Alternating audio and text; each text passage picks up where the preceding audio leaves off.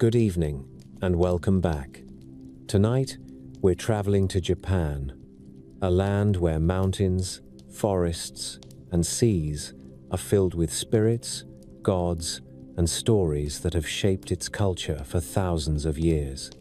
This is the entire story of Japanese mythology and folklore.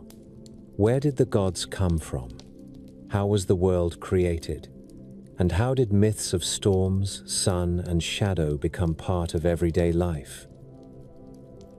We'll begin with the creation of the islands, the birth of the gods Izanagi and Izanami, and the tale of the sun goddess Amaterasu.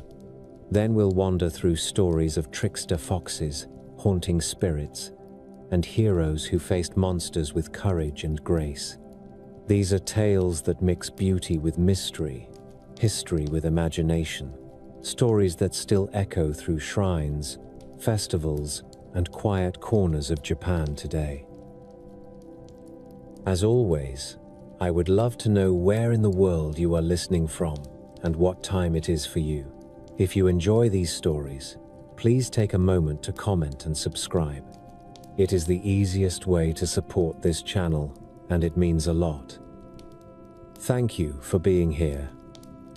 Now, let us begin. In the hush before time, there was only a slow breathing dark. It was neither empty nor full, neither cold nor warm, a stillness that held the promise of every motion yet to come. That quiet was not a void in the way a cave is hollow. It was a cradle of first memory, a place where the seeds of light and substance drifted like pollen in air that had not yet learned to stir. Out of that pregnant silence, the subtle began to separate from the dense.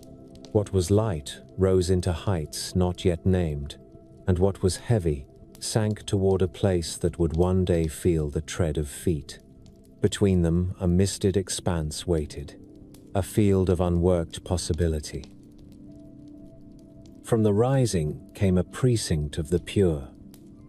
It was called the High Plane of Heaven, a realm so refined that no shadow could cling to its edges. From the settling came a land that would later be known as the Central Reed Plain, raw and wet and restless, a world like a marsh that dreamed of becoming a country. Before there were oceans, before mountains found their spines, before trees learned the patience of rings, there were only tendencies, the first leanings of the world. It is in such tilting places that gods are born. The earliest gods appeared as thoughts given form by their own clarity. They did not descend from anyone. They stood up from the fabric of being and opened their eyes. They were makers without hands, minds that set law before there were courts of stars, and among them were presences whose names have the sound of beginnings. There was the Lord of the august center of heaven, a ruler in stillness. There were the divine generators whose very names feel like breath taken in and let out. Not one of them needed marriage or birth. They were of themselves and by themselves, and when their work in that first brightness was finished, they receded like a tide that leaves a shore shining. More deities rose in quiet batches, each a strand in a rope that would bind heaven to earth. They were not the ones who would give the world its islands and its weather. They were the ground on which such acts would be possible. As the generations of the early gods unfolded, the creative task passed down the invisible chain until it reached a pair meant for the heavy labor of shaping. Their names have the strength of ceremony. He who invites. She who invites, Izanagi and Izanami. They were not a couple in the way mortals are joined by the long plait of shared days.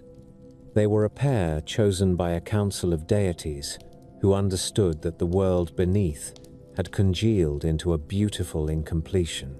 The high plane needed builders with patience and daring, and the central reed plane needed parents. There is a bridge that is not a beam and not a rope, a span that hangs between the world we can taste and the realm we imagine when we close our eyes. The gods called it the floating bridge of heaven. Upon this unanchored path, the inviting pair stood, their robes stirring in a wind that had not yet learned direction. Into Izanagi's hands they placed a spear that was also a symbol, a shaft decorated with jewels that did not glitter so much as glow. It was the heavenly jeweled spear, no ordinary tool, for its point knew how to find the heart of chaos. The world below them moved like the skin of a creature that dreams. It was sea and not sea, a softness under which the bones of land waited.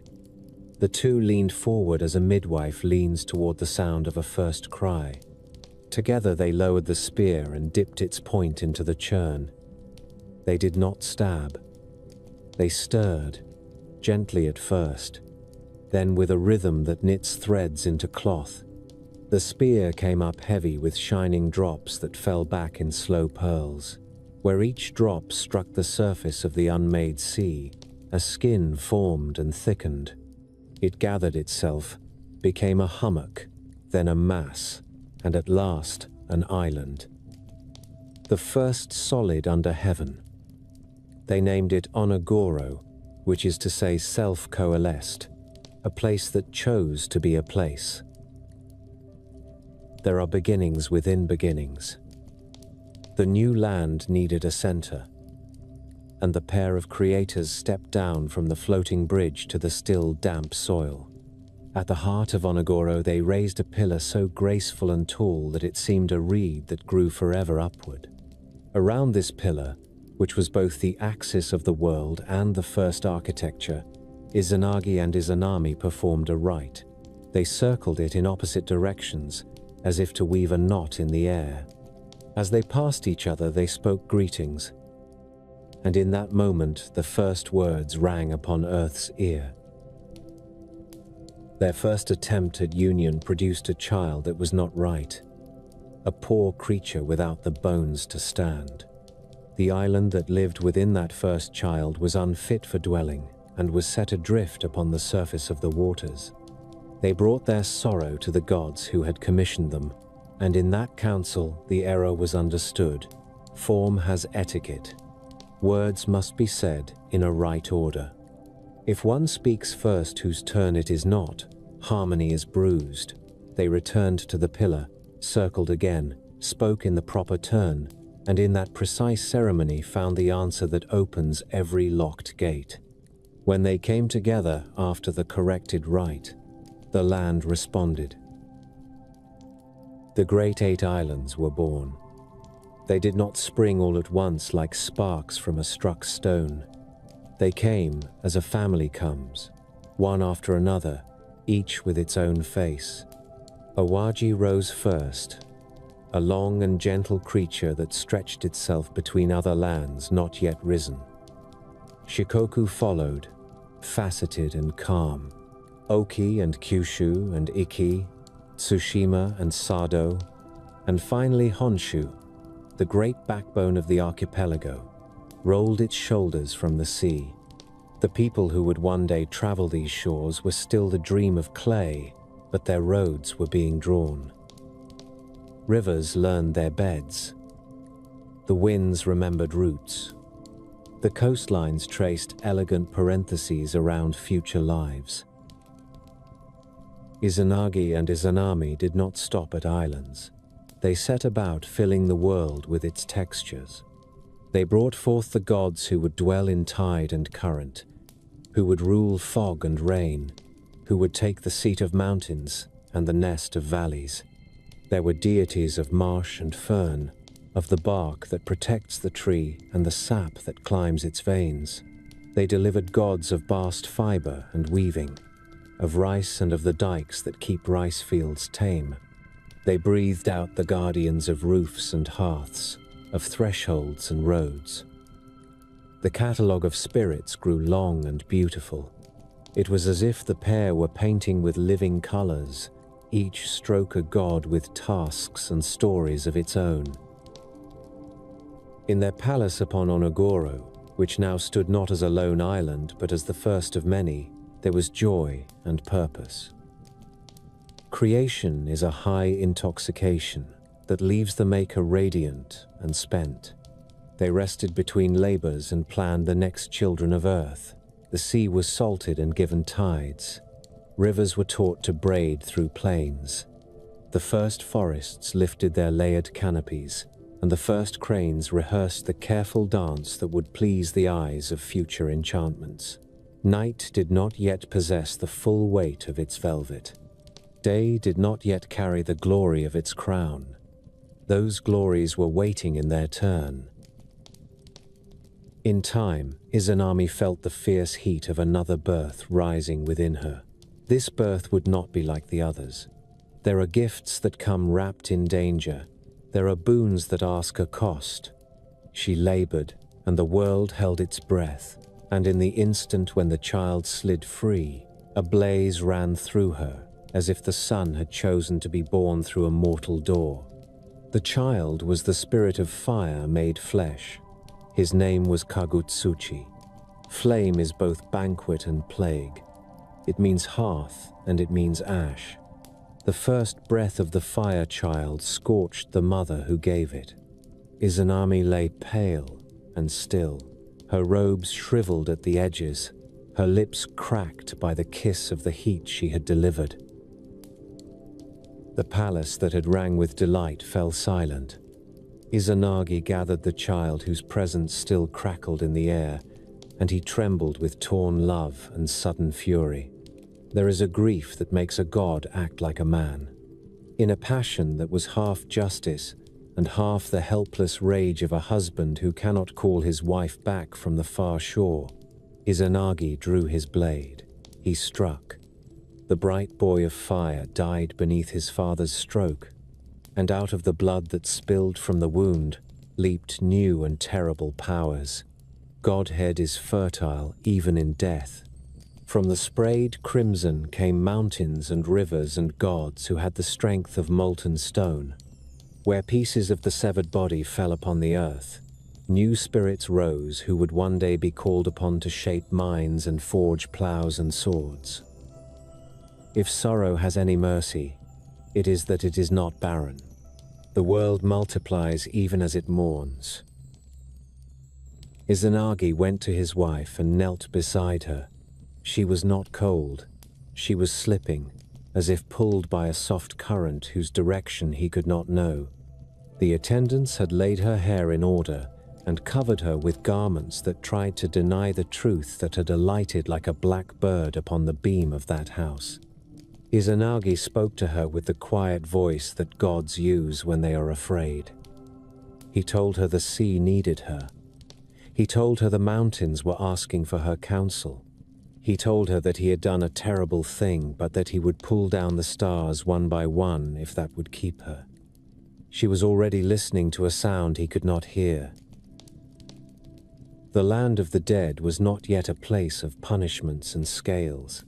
It was a realm of return and rest, a shadowed mirror of the world above. Izanami drifted toward it as if walking down a long beach at dusk. The water she entered was not wet. The light that greeted her was neither dawn nor darkness, but a perpetual afterglow. She looked back only once, and even in that glance her eyes were already filmed by the law of that country. There is a border that no hand can hold, not even the hand of a god who made islands with a spear. In the halls of Onogoro, a great silence pressed upon the carved pillars. The gods of wind muted their songs. The gods of river kept their music under stones. Izanagi felt the emptiness that follows the folding of a life. A wise grief knows that the world does not stop when one heart stops. The rice plants will still seek light. The sand will still take the shape of every footfall and forget them. But he was not wise. He was a husband, and he loved what had gone to a land that barred its gate to pleading. He resolved to break that barring. The high plain had chosen him for his resolve, and now he would stake it against the oldest gate of all. He would go down. He would find the entrance to the hidden kingdom, and he would bring her back. This thought was a flame that did not burn his hands. It lit his way along the spilling edge of seas, and through ravines where the air smelled of fern and rust. He descended through caverns that sighed with breaths not his own. He descended until the voice of the living world was only a hum behind him, and the voice of the underworld trembled in front of him, a voice that had the shape of a corridor lined with sealed doors. The entrance to Yomi was no door. It was the negative of a door, a place where a passage had decided not to finish. He stood at its lip and felt the cool of a wind that had never touched the Sunday he went in. At first there was a light, like the light beneath eyelids. Then that faded, and he learned to walk by the memory of her hand. He called her name. It sounded like a bell struck in snow. There were answers in the distance, voices that might have been water and might have been sorrow talking to itself. He called again, and this time his voice touched something that turned toward him. She was there, not as he would have her, not as she had been beside him on Onogoro, bright as the skin of a fresh seed. But there, in that dusk, her shape moved, and his heart leaped into his throat, like a fish startled from shadow. He reached for her. She held away with a gentle firmness. She spoke softly, and her words did not ring the way words born in sunlit air ring. She told him that she had eaten of the food of this country. That act binds like an oath.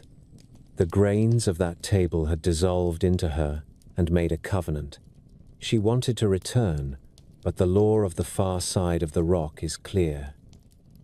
She would plead for release with the lords of that realm. She begged him not to look upon her until she had secured their leave. Promise, she said, and he promised. He was a god, but he was also a husband in a country of doubt. Promises made in the dim need, the bright discipline of patience. Izanagi waited in a place where waiting does not flow like a river, but stands like a wall. How long he waited, no measure remembers. Silence in such places thickens until it must be cut. At last fear bent his promise. He felt for the torch he had carried and hid. He coaxed a spark into flame and lifted it. Light took the room in its hands and showed him what it held. He saw his wife. He saw the bride of his memory wearing the terrible crown of the land that eats its guests.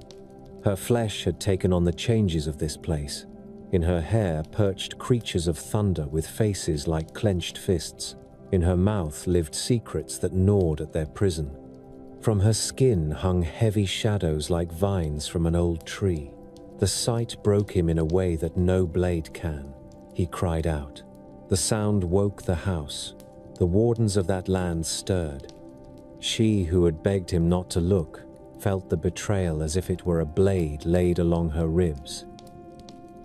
There are chases in the world above that end at a fence. In the world below, a chase ends at a stone. Izanagi ran, and the guardians of Yomi ran after him, and in their mouths were frogs, and in their hands were the implements of hunger. He fled by the little flame, and the little flame shook in the wind of their pursuit. He came to the place where the world's passage tightens.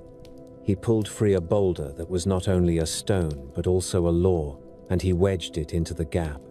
The guardians beat upon it with the dull fury of ritual.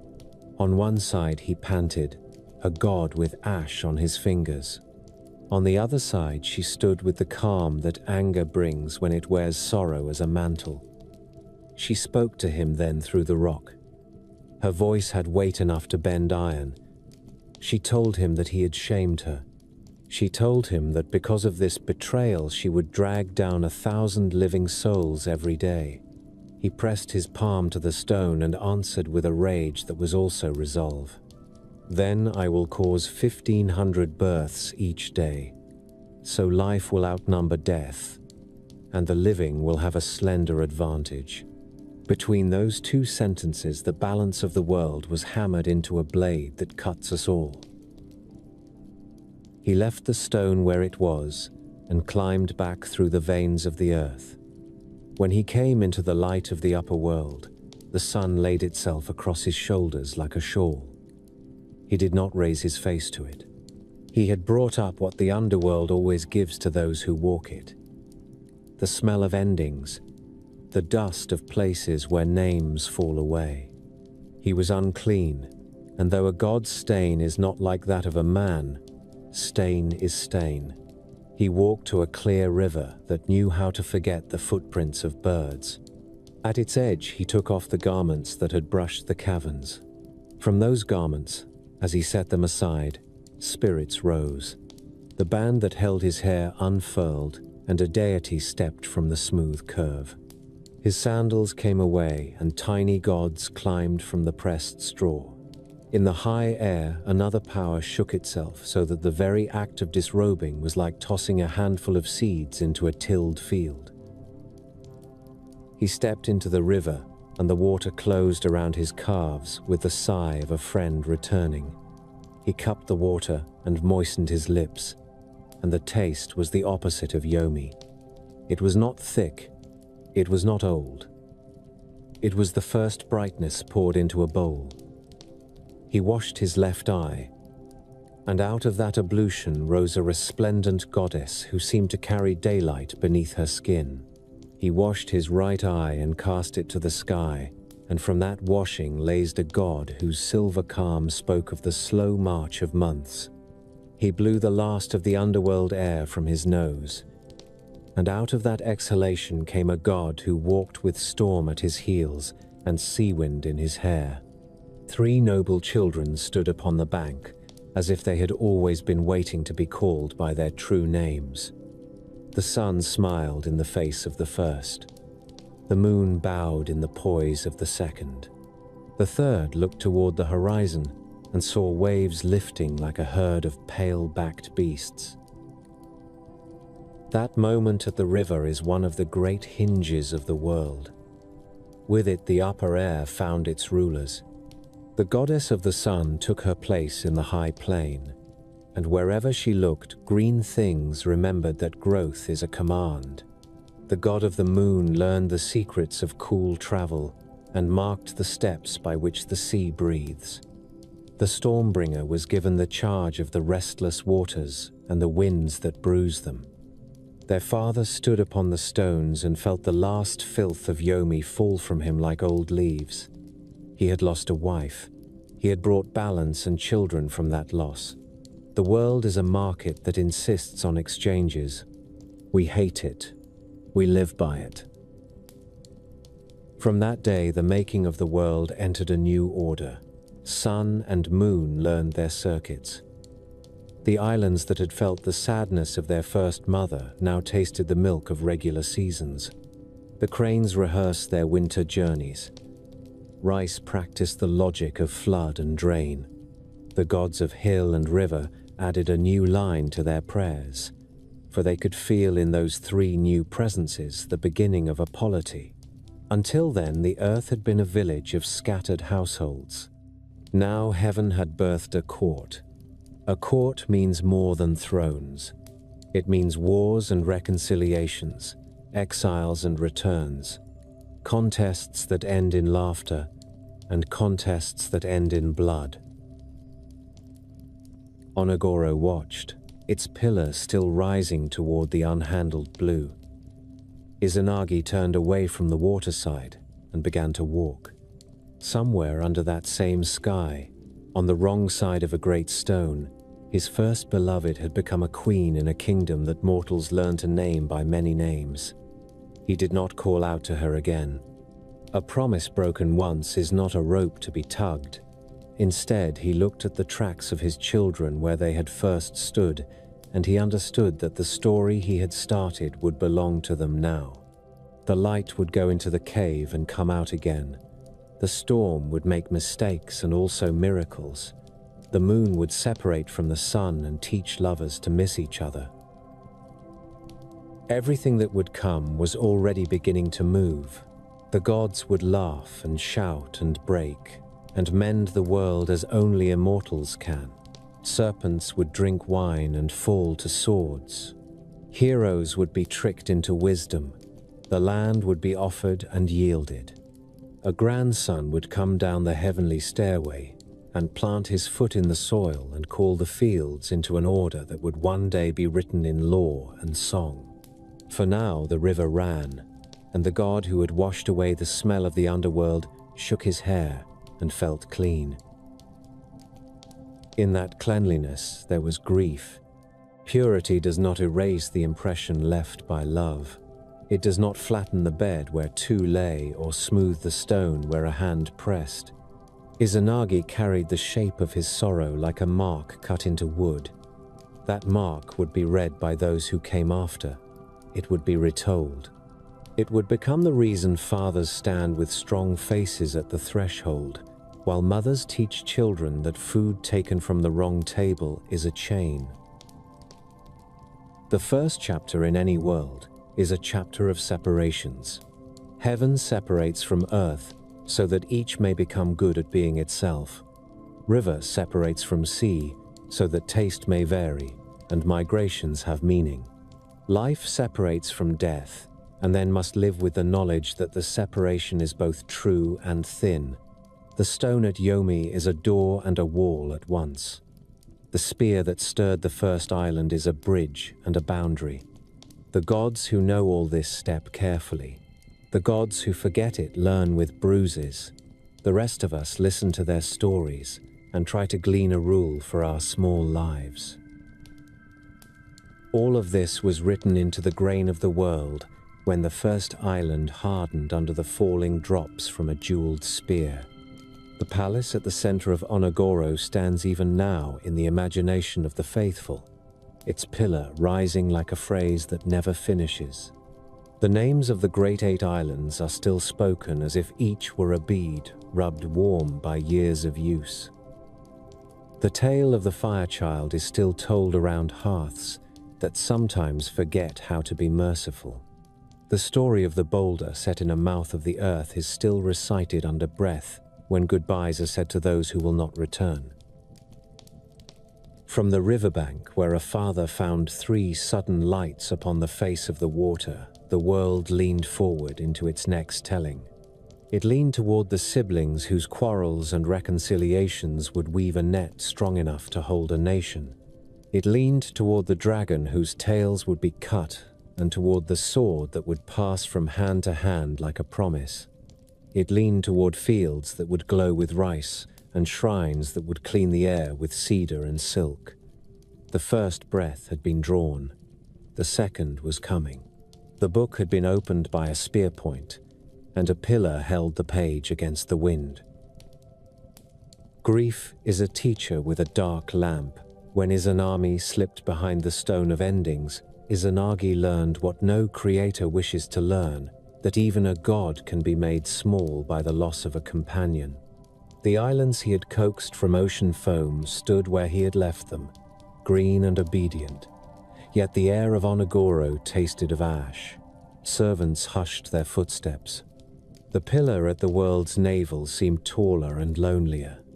In that stillness, Izanagi chose the impossible course. If love seated a queen in the land of shadows, love would cross the threshold and ask her back.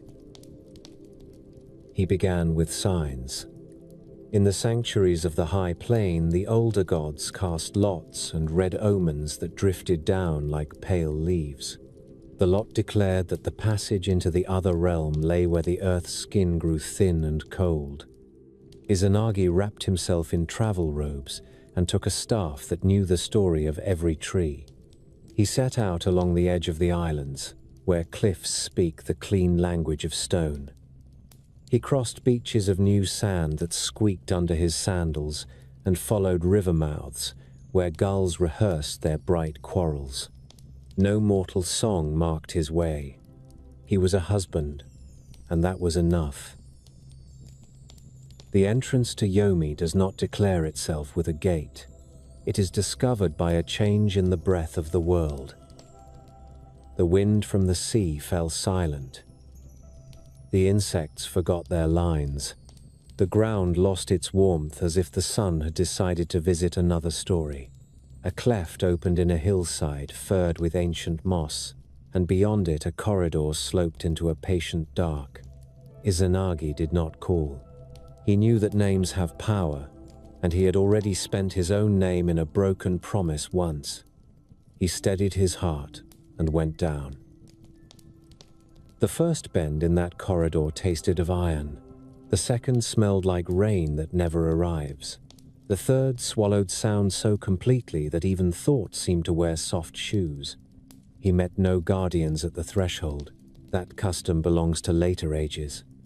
Yomi, in its first telling, accepts the bold and allows them to prove whether they are worthy of regret.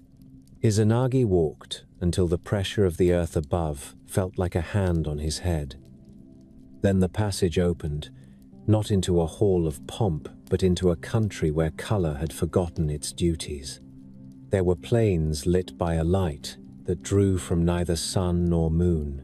There were hills that remembered winter but could not name it. He called for her then, and the name rose like a kite that had lost its string. A figure moved on that pale plain, and the world tilted back toward order. Izanami stood before him. She was veiled by the lore of the place she had entered, and her voice came to him as if from behind woven reeds. She told him she had tasted the food of Yomi. To eat in that country is to promise to stay. She begged him to wait while she asked the kings beneath to unbind her. He must not look on her until leave was granted. There were reasons that had no place in sunlight. He swore to obey. Patience is a high right, and he almost kept it. The stillness grew heavy as roof tiles, and then heavier still. He felt an old fear begin to crawl, small and stubborn, and he turned from the appointed place and found a space in the wall where a root had dug in. He coaxed a fire from a spark and fed it with the shavings of his staff. It flared. He raised it. The light showed him what love seldom wishes to know. Izanami, sovereign of the first nursery, stood as the mistress of endings. Her body had taken on the order of Yomi. The proud lines of her face were burdened by a rule that eats beauty and calls the eating sacred. Around her crouched 8 thunder spirits, small and cruel and quick, each nested in a ruined place of her flesh. Within her mouth, a darkness pulsed that was not breath. In her hair, the dead winds had found apartments. He cried out. A grief can be loud enough to wake a city. It can also be loud enough to wake a nation of shades. The cry ran across the plain and through the corridors, and the guardians of that country stirred. They are called the women of Yomi in old tales, but they are less women than the rags of famine given sinew. Their hair is dry grass. Their eyes are lentils boiled too long. They came trotting with the quick little steps of hunger. Izanami also cried out, not in pity but in wrath. A promise broken at the edge of the world is an insult that even love cannot smooth. She called for the wardens to seize him. Izanagi fled. At first he fled like a god, swift and sure, and then he fled like a man, with fear cracking his pace into pieces. The wardens gained. He reached into his sleeve and pulled free the black headdress that marked his rank, and he cast it behind him. It became a vineyard in a breath, heavy with glistening clusters. The wardens fell to feed, tearing fruit with a fury that is older than manners. He ran on. When the sound of their chewing dwindled, he pulled the comb from his hair and threw it down upon the path. It burst into bamboo thick and tender, shoots pushing up as if they had always been planted there. The wardens stopped again to gorge themselves, for even in the underworld, new shoots taste of spring. He ran on. Their hunger did not keep them long. They came after with red mouths, and he heard a sound like the rustle of a grave cloth dragged over gravel. He saw a tree that remembered the sky and clambered it. but the bark crumbled beneath his fingers. He leapt and rolled and rose, and would have faltered then, but a grove of low trees full of round, pale treasure stood ahead. He seized 3 of the fruits and hurled them with a prayer that named them for their sweetness. The fruits split on the ground, and the scent of them cut like a blade through the chasing pack. Even shades turn aside for peaches. The wardens shied from the perfume and recoiled with spitting curses. Izanagi ran through the gap they left and reached the place where the world narrows into a throat. There the passage rose toward a grey light. He climbed and came to a mouth in the earth wider than a city gate. On this side the air held a memory of birds. On the further side a pressure built as if an army were climbing his spine. He turned, lifted a stone that was also a decree, and set it in the cleft. The stone was so large that it seemed the earth had been waiting to hand it to him. He braced it and felt the push from below slacken and then stop. From the other side came a voice that tasted of iron filings. Izanami named him Faithless. She vowed to pull 1,000 from the living each day to sit at her tables. He answered with the stubborn mercy of a maker, promising that 1,500 would be born in answer. Between those 2 sentences, the daily arithmetic of the world found its measure. He stood with palms on the stone and knew that the first part of the story had closed its door. There would be no return for her. There would be no reconciliation of hearth and grave. What there would be was balance. The stone has a name in legend. Some call it the Rock of Evenings. Some call it the weight against which tears break. Names of that sort are a kind of dressing for a wound. They keep the air off and let the skin knit. He did not go back to Onogoro. He had carried the smell of Yomi in his clothes and hair, and it clung like smoke. In the order of the gods, contact with death brings defilement. Purity is not whiteness. It is readiness. It is a state in which one can be spoken through by powers that mean well. Izanagi made for the river at Tachibana in the sun country of Himuka, a place where clean water runs over stones that remember nothing. He removed his sandals and set them aside, and the act released small spirits who had curled within the woven reeds. He loosened his girdle, and another spirit breathed itself into shape from the unknotted cord. He took off his robe, and from its folds rose deities with the personalities of fresh breezes. The story says that even his staff knew how to become God when it felt the ground again.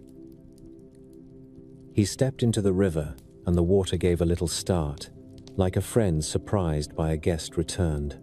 He washed his left arm, and a cluster of kami began to gather like birds on that bank, each a minor guardian with a task involving the edges of things. He washed his right arm, and the same happened. Then he cupped the river and poured it over his face. He began with the left eye. The water caught the sun and flung it back, and out of that brightness a goddess rose with a bearing that could instruct kings. Her radiance was not a glare. It was the active calm of noon. She stood with her hair bound by the horizon and lifted her gaze. The water ran to her feet and seemed content to have ended there. She spoke her name and the rocks listened. She was Amaterasu, the one who shines in the plain of heaven. He washed his right eye, and this washing drew a different light. It was cool and deliberate, the kind of light that tells shepherds when to fold their tents. From that washing, a god rose with a face in which patience and distance married. This was Tsukuyomi, lord of measured nights, who would number the months for fishermen and teach the silver fish of the sky how to be a clock. He did not smile. His presence was gentleness braided with law.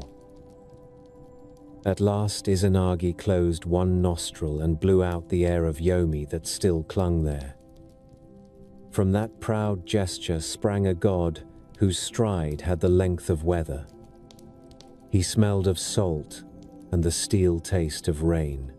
He was Susanoo, the restless, with hair like a storm front and a spirit that found kinship with every wave that slapped a rock and then slapped it again. He stamped once, and the river made a respectful bow. The three stood upon the pebbled shore, the sisters and the brother, not born of a bed but of a cleansing. That is the logic of their power. They are the children of refusal to be stained. The river widened. The birds returned to their appointed noise. Izanagi looked on the trio with a satisfaction that did not erase sorrow but made it carryable. He had lost one and gained three, and the arithmetic was not cruel.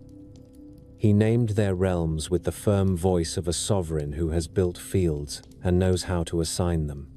Amaterasu would ascend to Takamagahara and rule the expanse where clouds learn their shapes. Tsukuyomi would number the nights and tend the calm economies of tide and temper. Susanoo would take charge of seas and storms and all things that prove the mettle of ships and the humility of sailors.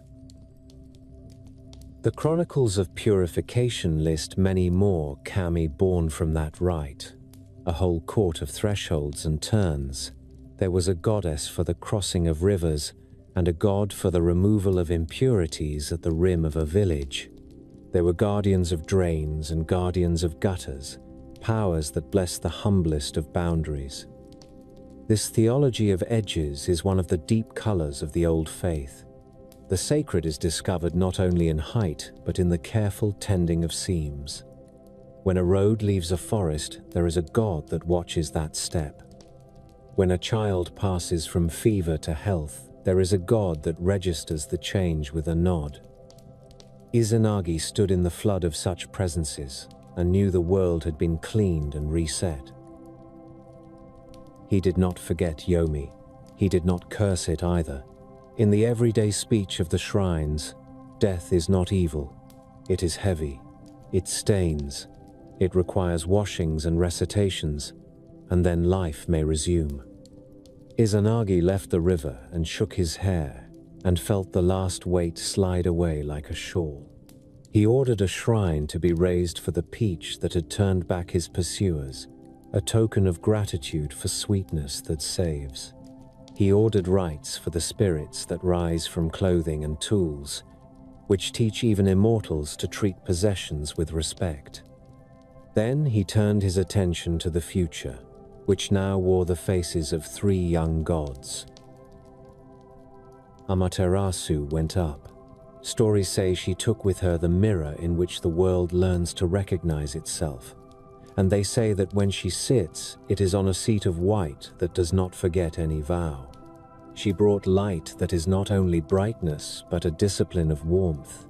Under her gaze, rice remembers to be generous, and the cranes find the patience to stand in snow-like lines in a poem. In time, her court would grow elaborate, and her quarrels would summon comedy and crisis in equal measure, but in this first moment, she was only purpose. Tsukuyomi moved in another way. He does not climb in a blaze. He steps. He is the arithmetic of the sea surface and the poet of frost. In his company, fishermen learn which nights speak kindly and which do not. Lovers learn when to believe in messages carved in silver, and farmers learn to sing the names of months as if they were family. He is a quieter glory than his sister, and quiet glories tend to last. Susanoo lingered by the shore, restless in victory. There are spirits born from cleansing who immediately seek a new stain to scour. He looked toward horizons and saw shapes that needed wrestling. His temper set the first hammering of distant thunder to a rhythm that warbands would remember. He was not wicked. He was a wind in need of harness and a wave in need of a coastline. The harness and the coastline would come. Izanagi, who had started the world with a spear and set its balances with a stone, walked away from Tachibana with the newly gathered powers at his back. He did not return to the pillar at Onogoro. The page had turned. In a mythic age, turning a page is a work to which rivers and mountains must agree. They agreed. The council of the first gods nodded like old trees. The staff that had seen caverns and sorrow allowed itself to be a stick again. From this day, the shape of the sky had meaning. The sun ruled as a person rather than a lamp. The moon counted as a mind rather than a coin. The sea learned its griefs and its gifts from a god who matched it breath for breath. The daily rites of purification were fixed in memory, so that every household could echo the river of Tachibana and keep the world ready to receive blessing.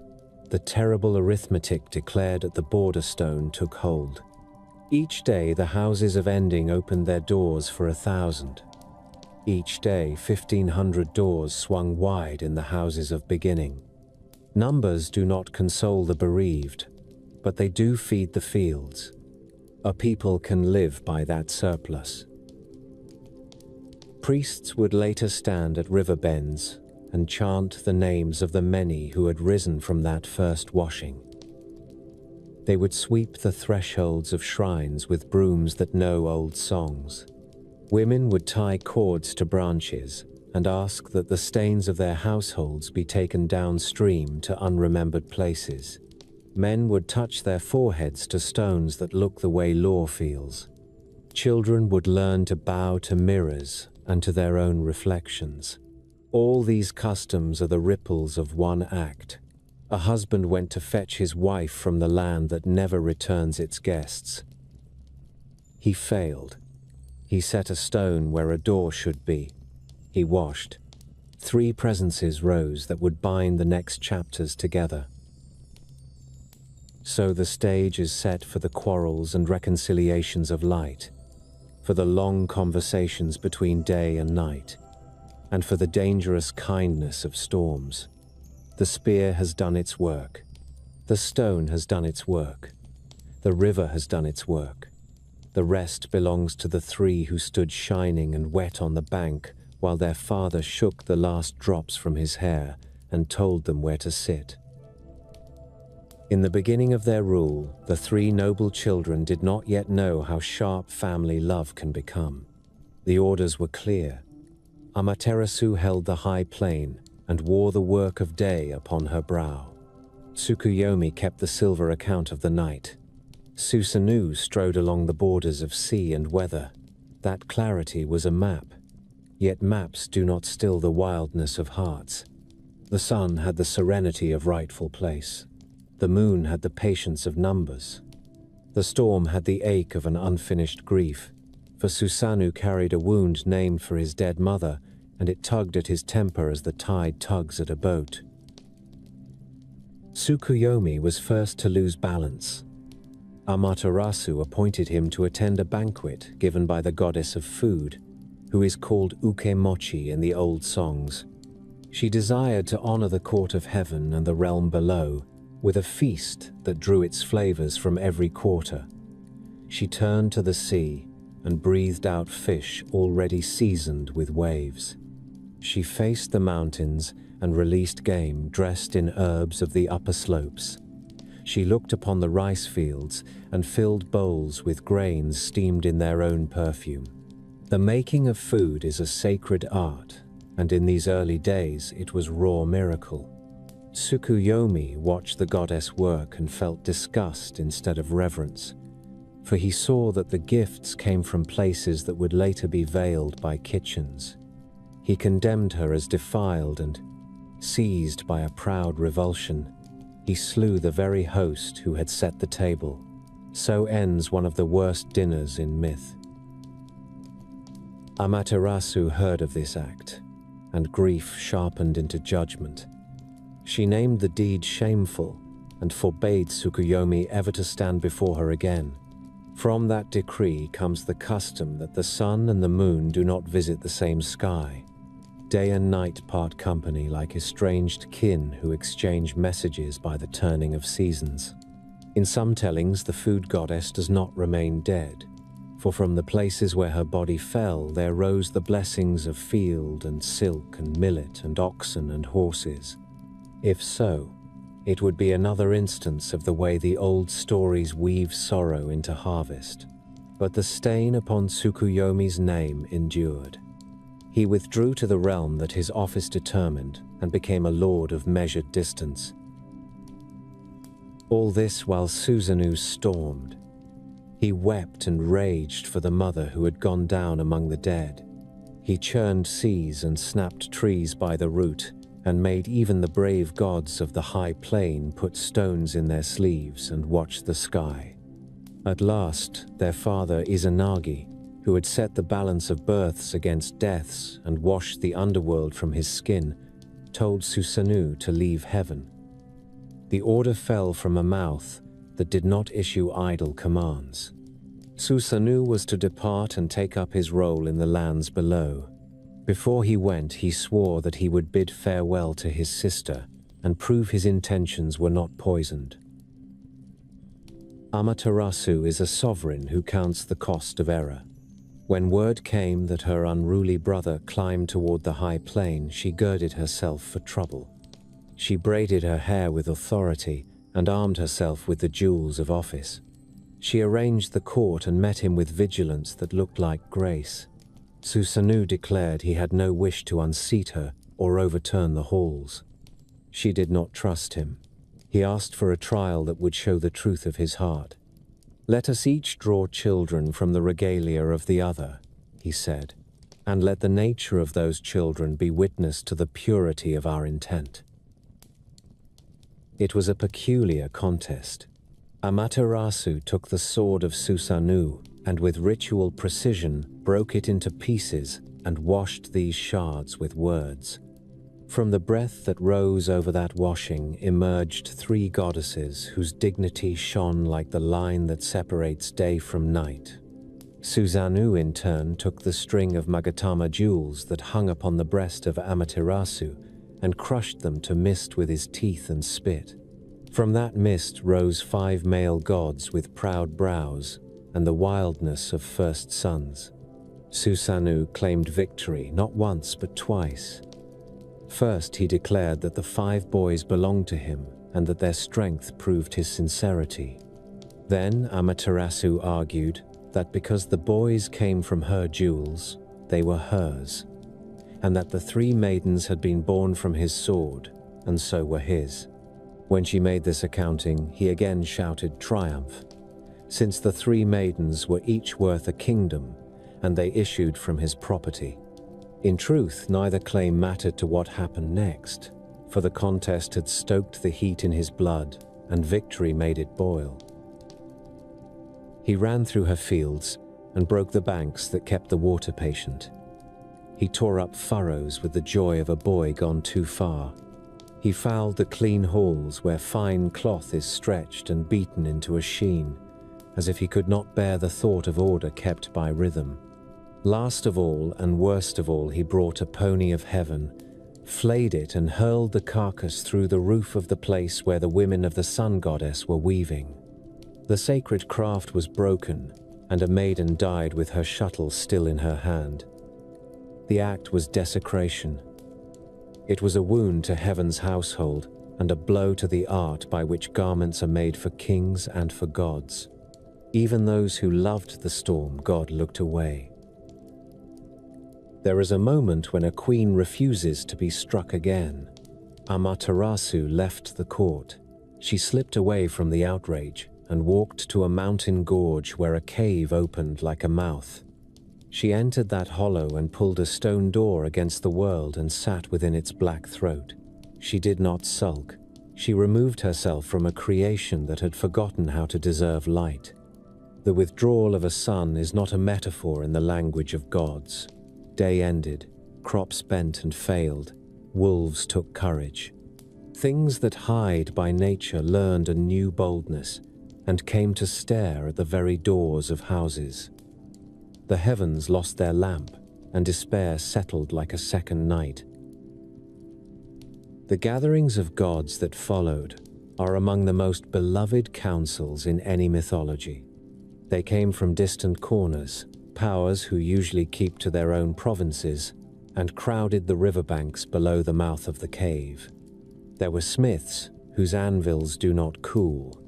There were jewelers whose hands hum when they touch stone.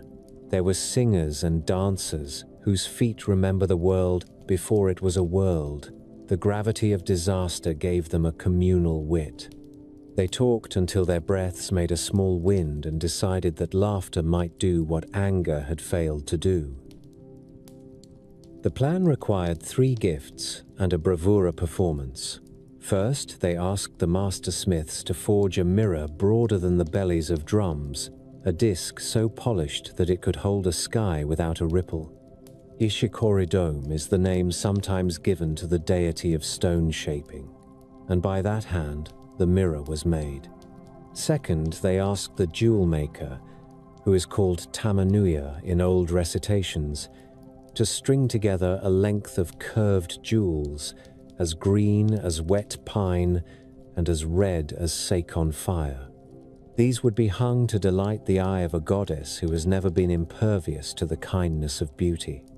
Third, they gathered cocks with their proud combs and set them to crow without ceasing, so that the sound of morning would be present at the mouth of the night. Then they cleared a space and turned over a tub to make a stage, and onto it climbed Aimno Uzume, goddess of dawn and dance and unashamed laughter. She was small and strong and had a voice that could ring against a mountain. She stamped upon the tub until the wood barked like a seal. She told jokes with the frankness of a festival. She loosened her clothes in hints and wheeled her hips with the language that remembers where life begins. The other gods whooped and clapped and called out as if a bountiful harvest were being measured into baskets. The valley filled with a sound so bright that even grief sat up and listened. Inside the cave, Amaterasu felt the vibration of joy and frowned. She had left a world that had forgotten seriousness. Why then were they celebrating at the very door of night? She called out and asked what cause of delight could exist while the fields withered and the courts sat in darkness. Outside, Aimno Uzume declared that they had found a goddess more splendid than the sun, a new light whose face shone with a freshness that mocked all other day. Pride and curiosity touched a place in Amaterasu that no sorrow can permanently seal. She pushed the stone door a little way and peered out. They had hung the long string of jewels on a tree that had been dressed with white cloth and green leaves. They had placed the great mirror at an angle. When Amaterasu leaned toward the noise and the claims, she saw a radiant figure shining at the cave mouth.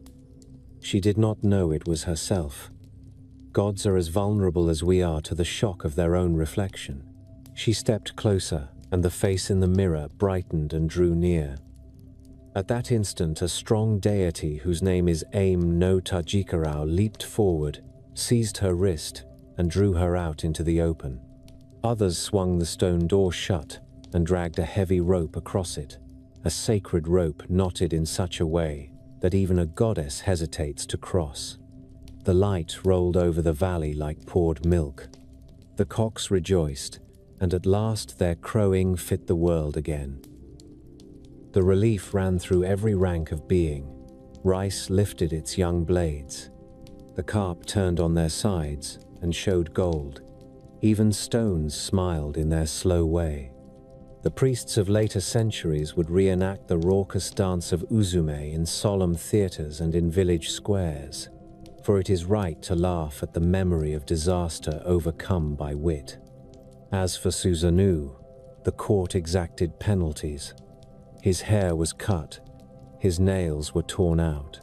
He was thrust from heaven at last and sent to the country of Izumo by a law that could no longer be negotiated.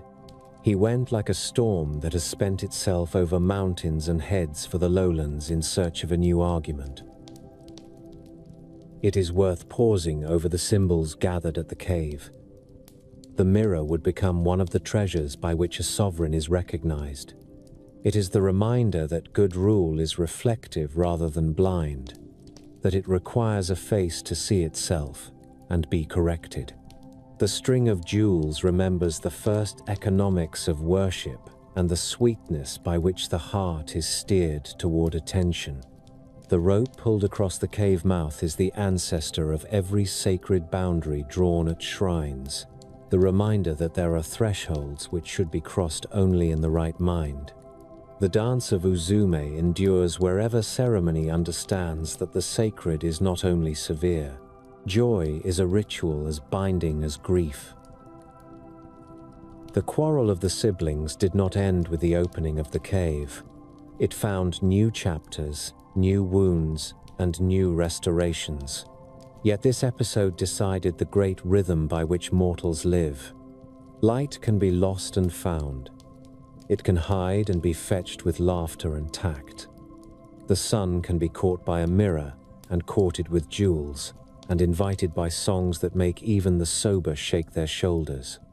In the oldest embers of the story, a community solved a divine crisis, not with spears or with scoldings, but with theater. That choice tells you what kind of people these gods made. Tsukuyomi took his place in the night sky and kept to his distance. He was not invited to the dance and would not have come if he had been. He learned to turn his face and hide it and return again, teaching human bodies when to harvest and when to wait, when to fish and when to sleep. He learned to loosen his hold on an insult and let the cold do the rest. The old insult remained, yet under his cool arithmetic, the world found a kinder pace. Amaterasu returned to the high plain with a companion the world had not known before. It was not a lover and not a guard. It was the knowledge that even the brightest must be invited. The mirror in her palace caught her eye on quiet afternoons and showed her a face not unlike the one at the cave mouth, except perhaps a little wiser. The court resumed its rituals. Cloth was woven again in the halls that had been made clean, and the songs of the loom sounded like rain in spring. Offerings were made to the goddess of food in her new forms, for from her slain body the gifts of agriculture had continued to arrive. The era of Tsukuyomi did not prevent the earth from being generous. Susanoo dropped toward Izumo, ignorant of the monster and the maiden who would soon alter his story and temper. His exile was not a defeat, so much as the turning of a page. The seas called him with the voices he had always heard in his skull and teeth. He brought with him an energy that is not evil but calls for contest and prudent limits. He would find those limits in a valley where a river runs like a wet sword, and in a house where an old couple weep for their last child. But that is the next part. For now, remember the cave and the laughter, and the moment when a goddess forgot her face and reached to touch it. Remember the smith who made a sun out of stone, and the jeweler who strung a river into a rope, and the dancers who pulled light back into the world with the earnest mischief of joy. Remember also the lesson tucked inside the scandal, that a court must have room for both dignity and play, or else the sun will grow tired and go sit alone in the dark. These are not morals. They are bearings by which a people steer.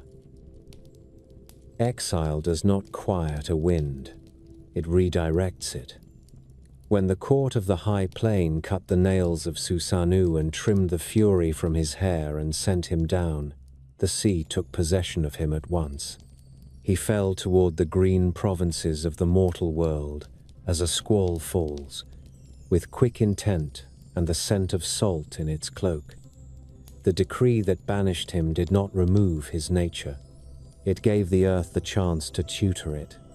The waves along the coast of Izumo received him with the booming welcome that stones give to breakers, and the god of storm and sea stepped ashore into a land of reeds, broad rivers, and mountain teeth. Izumo is a place where waters gather themselves and then hurry out to sea. The heavens loom close there, and mists are not shy. It suited him.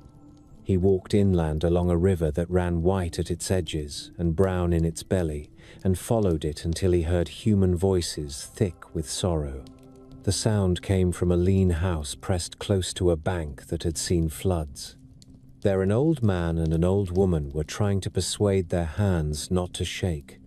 Between them sat a girl whose face wore the calm that belongs to those who have watched hope household by household and have learned not to call it by name. Susanoo asked for the cause of their tears. The old man looked up and saw a figure whose eyes held broken weather and sudden sunlight. He bowed until the floor found his forehead and said that his name was Ashinazuchi and that his wife was Tenazuchi and that their daughter was named Kushinada. Once they had 8 daughters. Each year a monster descended from the mountain range and took one, and that debt had been paid 7 times. The night would come when the beast would claim the last. There was no cliff from which to throw themselves that would be a sure defense. There was no shrine strong enough to hide a heartbeat. So they wept and waited for a door that had no hinges. Susanoo asked the name of the valley and learned it was in the land called Koshi, a name that breathes of older maps. He asked after their lineage and discovered that they traced their blood to the family of the food goddess that had once been wronged by the moon. Through such ties, destiny sets its snares and its rescues. He told the parents his name and declared that if they would give the girl to him as bride, he would cut calamity out of their story. The old man swore by every god who listens that he would bind the marriage with gratitude as well as law. The storm god nodded once, and at that nod the rafters remembered how to stand straight. Kushinada was the color of rice flowers when wind moves through them. Of such women, bards are careful to speak simply. Susanoo knew that a hero who lifts his sword over a monster must first place his beloved beyond that sword's wide swing. He touched her hair and changed her into a fine-toothed comb and set that comb into his own hair by his ear, so that her voice might whisper counsel and her nearness keep his heart steady. He stepped outside and looked upriver toward the mountain pass and felt the great animal presence turning its many heads toward the valley. The monster was called Yamata no Orochi. Old tellers say it had 8 heads and 8 tails, and a body so vast that it sprawled over 8 hills and 8 valleys, as if a range had tried to learn how to writhe. Its eyes were like the red of a wine that has stared too long at a brazier. On its back, fir trees grew as if it had been a ridge since the dawn of stones. Its belly ran with sores through which it drooled the poison of old metals. The river foamed at its bowls when it took breath. This was no tidy dragon. It was a memory of chaos come down in scales. Susanoo did not charge. He had learned in heaven that his temper makes mistakes when he rushes. He asked for a cask and then for another, until he had 8 great tubs made ready. He had the old man brew a rice wine so strong that its smell pulled at the roots of the tongue. He and the parents built a fence of stout posts, and in the fence they made 8 gates. Behind each gate they set 1 vat of the fierce drink. They sealed the fence as carefully as a priest seals a letter. Then the storm god stood back and rested his hand on the hilt of a sword that knew it was about to learn a better song. Even monsters have habits. As the appointed evening sank its chilly finger along the river, Orochi came down from the pass with a motion like the slow fall of a landslide. Each head tasted the air and found the sweet of the wine and pushed forward toward a gate. The fence held. The heads bent. They drank. The sake was a lake to them, and they plunged their throats until the tub stood empty, and their tongues hung from their mouths, and the tips of their tails twitched with the foolish joy of drunks. Their eyelids dragged closed. A mountain fell asleep. Susanoo moved then. He did not roar. He stepped through the fence with the calm of a man who has lit the last lamp in a temple and is checking the locks. He brought his blade down on a neck and then on another. Clean work without flourish, and the heads rolled away like hailstones that cannot melt. He waded forward through blood that ran black in the night and silver in the moon, and at each stroke the strength of the storm found a better use than anger. He hacked the body into sections so that it would never knit itself together and sigh and stand up again. The earth shuddered. The river boiled with the hot disorder that follows a justice well done. When he came to the great tail, he struck and felt a jar that told him metal had kissed metal.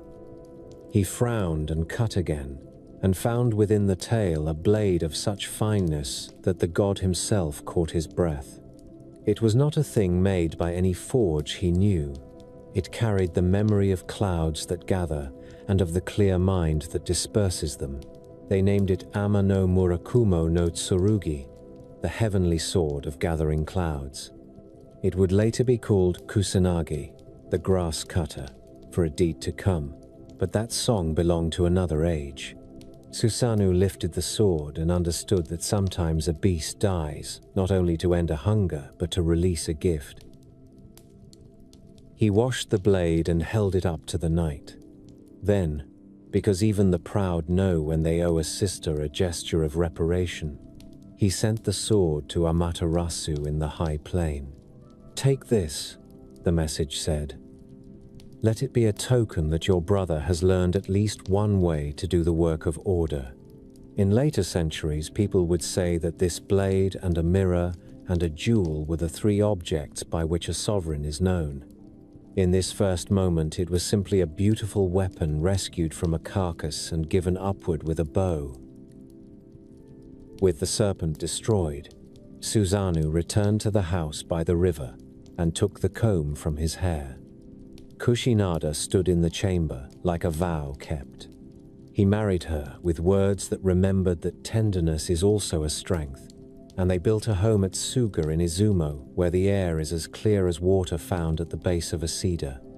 There, the storm god is said to have spoken the first poem in the language, a verse that compares the making of a house to the gentle encircling of a bride, a verse that comes to a resting place that is almost a sigh of release. Poetry and the sword often keep company in the biographies of gods and of men. Susanoo did not become a tame spirit. He remained changeable as light on a wave. Yet the valley learned that his path could be aligned with the safety of fields. He taught people how to cut channels that let floods run where floods should run. He reminded them to tie their roofs to their frames. He stood between sea rage and house fire and called each by its proper name. He had once torn up dikes in a fit of careless victory. Now he told boys to put their feet against the base of a wall and test it the way a sailor tests a rope with his hands and his ear. He had married into a lineage that kept shrines as well as hearths. Kushinada brought a reverence to the house that mellowed the corners of his temper. From time to time, he would go down to the shore and stand with a tide in his eyes and then return, carrying fish whose scales looked like small coins of sunrise. The old couple lived out their years with a grandchild on each knee and with the settled sense that the mountain pass above the river no longer contained a mouth that opened into their kitchen. In this chapter, it is worth lingering over the craft that saved the girl and the valley. The old texts insist on the number 8, as if the rhythm of that number itself were protective. 8 heads, 8 tails. 8 gates, 8 vats. The tale carries the taste of a charm spoken aloud. There are echoes here of the way communities build layered defenses. A gate can be broken. 8 gates share the load of danger. A monster can resist a cup of wine. 8 vats teach it to forget its hunger in a flood of sweetness. Susanoo did not fight nature with raw contest. He fed one appetite to lull another, and then brought the sword to a neck that no longer danced. The story honors cunning and preparation as much as it honors strength.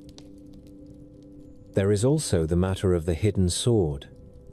Weapons inside monsters appear in many traditions, like hearts in boxes and names in eggs.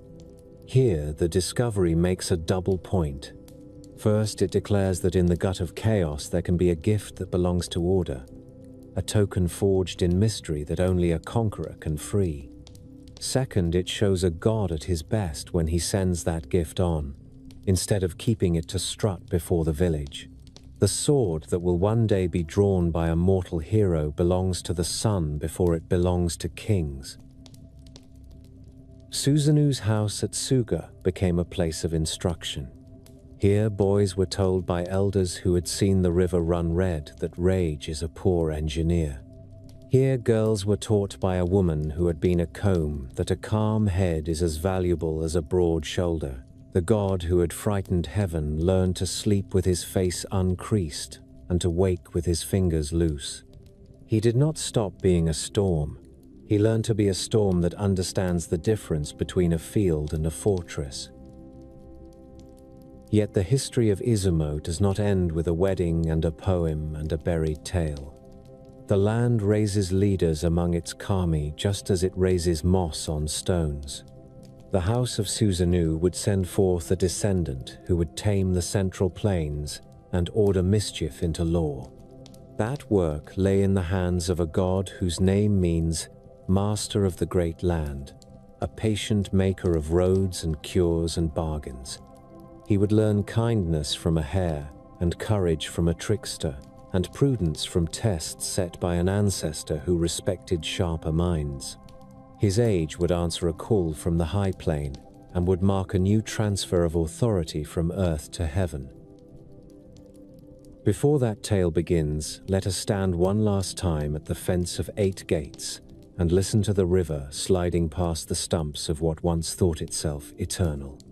If you lean close, you can still smell sweetness in the mud and iron in the weeds.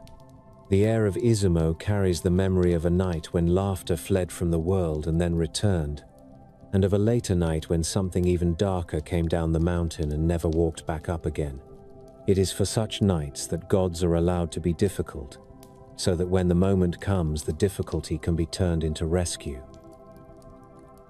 From the high plain, the sun watched the river valley regain its ordinary peace and felt a nod rise within her that a brother was beginning to make better use of his noise.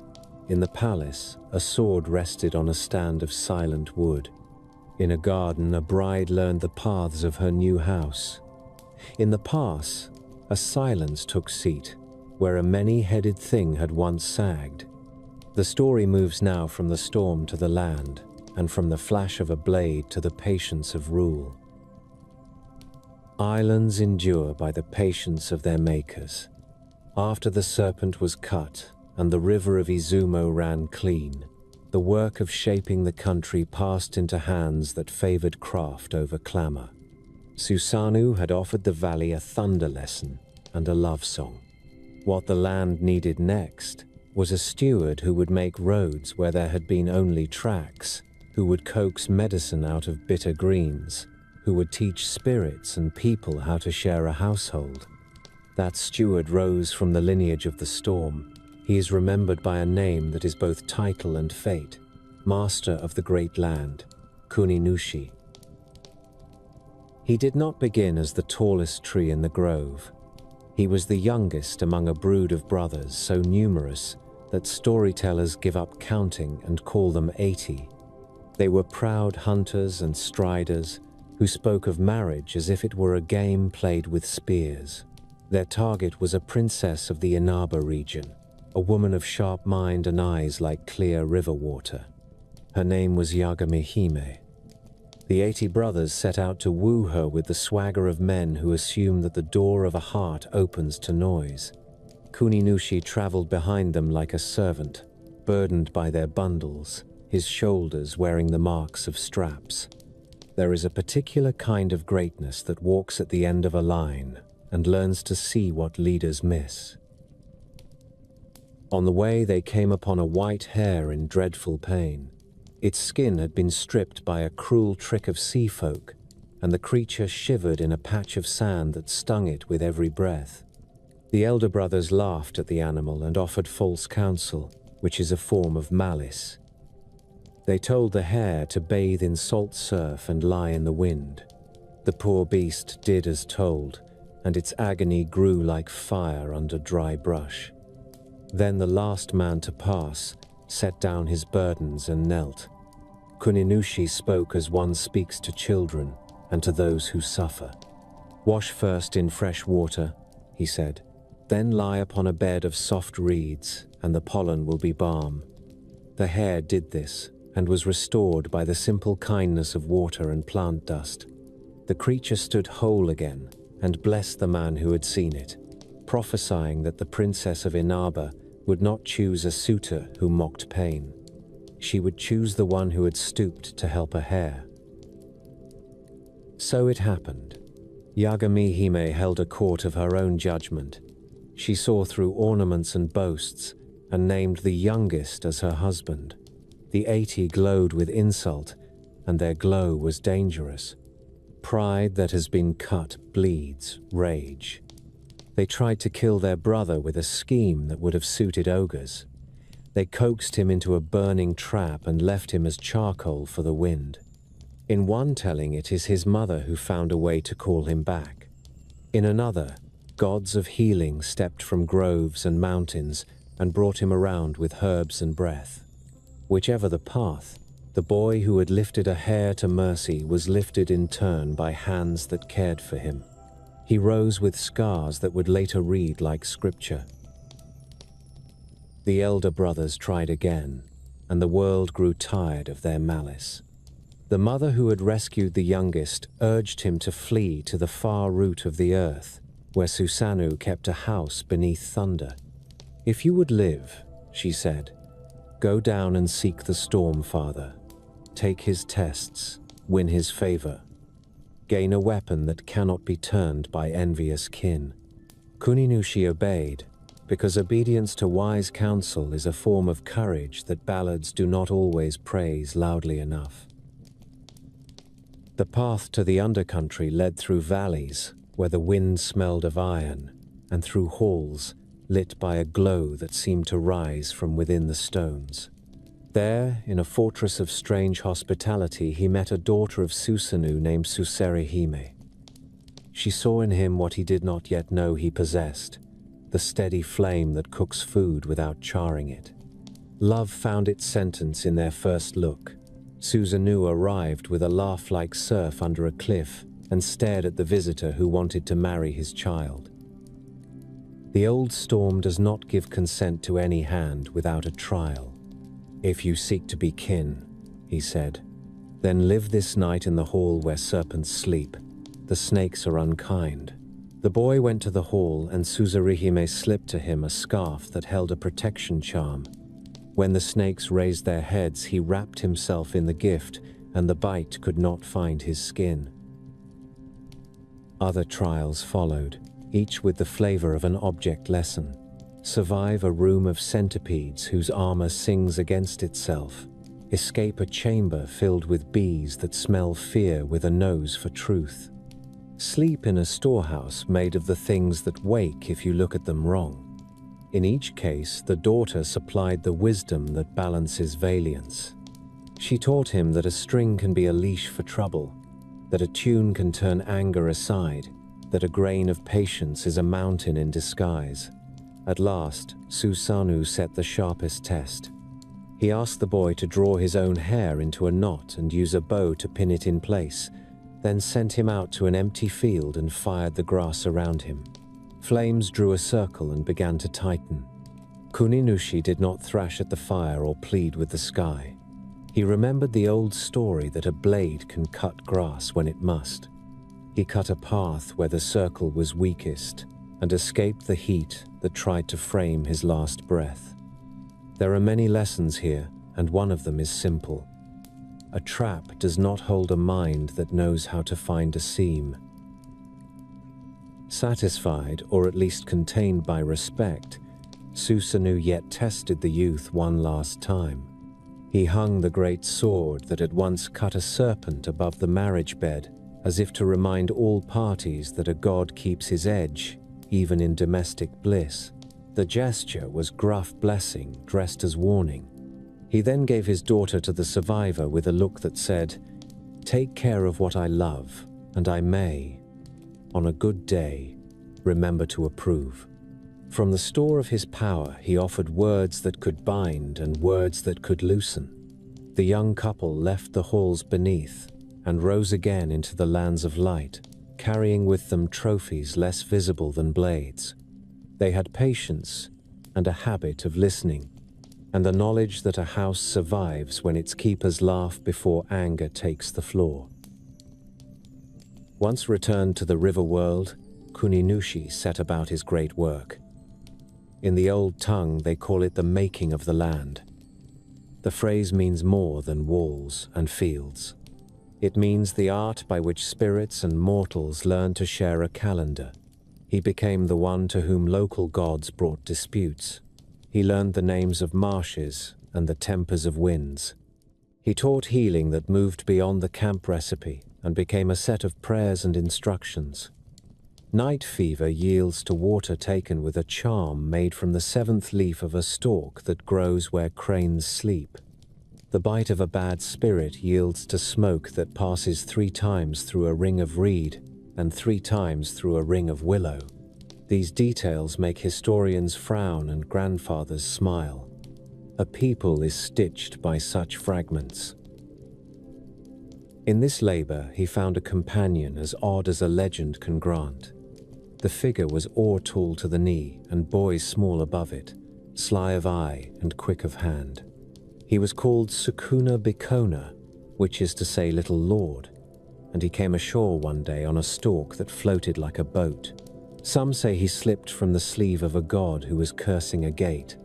Others say he was born from a seed thrown away by a careless giant. However his coming, he greeted Kuninushi with the insolence of one who knows he will endear himself before the day is out. Together they swept aside sickness and taught the brewing of medicines that eased bone ache and soothed childbirth. They taught farmers the courtesy by which a field repays its keeper. They chased uncanny pests from granaries with rituals that look like jokes and are not. They set boundary stones that spirits could understand, and they taught the songs one sings when asking a hill to share a road. For a time, the pair was a comedy of mismatched size and perfect aim. Then, as odd friends do, the small one said farewell and leaped across the sea to dwell where distance forbids visits. Kuninushi watched the glitter path of his departure and returned to his rounds with the quiet that follows the end of a fine chapter. By now, the 80 brothers had spent their malice. Some had fallen to their own devising. Others had wandered off into obscurity, which is a better fate than they deserved. The master of the great land stood in a harvest plain and saw that the gods of the hills no longer came down to ruin the rose at night. Children played at imitating his stride, which is how a people decides what a hero looks like. The shrines that rose under his eye faced east and west, with a correctness that kept the weather polite. The first markets formed on the edges of festivals and grew into meetings where news found feet. It was not a golden age, for there is no such thing, but it was the sturdy time in which gold learns to be alloyed with patience. Order in one realm attracts the attention of another. In the high plain, the sun had returned to her duties and the court had rebuilt what the storm had broken. From that height, Amaterasu and her council looked down and saw a land ready for a next sentence. They had long held the charge that the line of the high plain would one day take stewardship of the reed plain below. The pact between the realms needed making. The decision was to ask for a gift and then to send proof that refusal would be unwise. Such is the way of many treaties. Before force, words. After words, the right messenger with the right hands.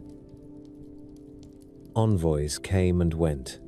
One called a sword flash in human form descended by the noses of gods and the gullies of mountains and stood before Kuninushi to present the request with courtesy sharpened by destiny. The master of the great land did not reach for his own blade. He called his sons. First came Koto Shironushi, a god of harbors and of fortune, who knows that a ship must consent to be lucky. He listened neither long nor with reluctance. He agreed. He took up his boat and his hook and withdrew to quiet places, and the sea made room for the keel as a host makes room for a guest whose good sense is known. The second son was Take Minakata, a power of the arm and the proud shoulder, a god whose faith comes written in sinew. He walked down from the north where mountains give men a straightforward temper. He looked upon the envoy, who was the thunder of law given limbs, and declared himself unwilling to yield any ground to heaven. When speeches fail, men and gods go to grips. They seized each other by the wrist. Takeminakata felt a hand that shifted under his palm and became first ice and then flame. And in that metamorphosis, he began to understand that he was not wrestling a mere courier. He strained and stamped and felt his own living strength matched and surpassed without malice. Then he was thrown and pinned with a pressure that did not injure but allowed no argument. He rose from the dust with red ears and a pulled pride and left the field, not skulking but not singing either. He went to the province of Shinano, where rivers are young and promise to live by a vow that has a mountain's weight. Leave trouble to those who like it. Kuninushi watched his sons choose their roads and measured the offer of heaven against the health of the land he had taught to breathe well. He asked a thing both modest and magnificent. If I give the surface and the sunlight to the grandchild of the high plain, let me keep the realm that eyes do not see, the hidden part of the world, the space behind the hedge where secrets nap. Build for me a shrine that honors this office, a house of pillars so tall that cranes will mistake it for a cliff, and a roof so generous that rain will hush its own noise upon it. Let the people remember that the unseen hosts as much life as the seen. In return, I will give the open country to the new order and bless its plows. The bargain pleased both sides. The envoy nodded, and the earth answered with a tremor of agreement rather than fear. Craftsmen gathered with the eagerness that follows a commission worthy of song. They felled cedar and cypress with prayers that asked the trees to walk willingly. They shaped beams that remembered the mountain even as they learned to be roof. They raised a staircase like a soft ladder for gods. They laid white gravel that looks like starlight fallen and never cleared away. The shrine at Izumo rose and spread its eaves like a sheltering wing. In seasons of festival, many gods visit, and it seems that the air there has more rooms than the eye can count. For Kuninushi, the place became both palace and promise. In that precinct, he took his seat as patron of good marriages and builder of nations and keeper of the furtive realm, where a thought becomes a thing.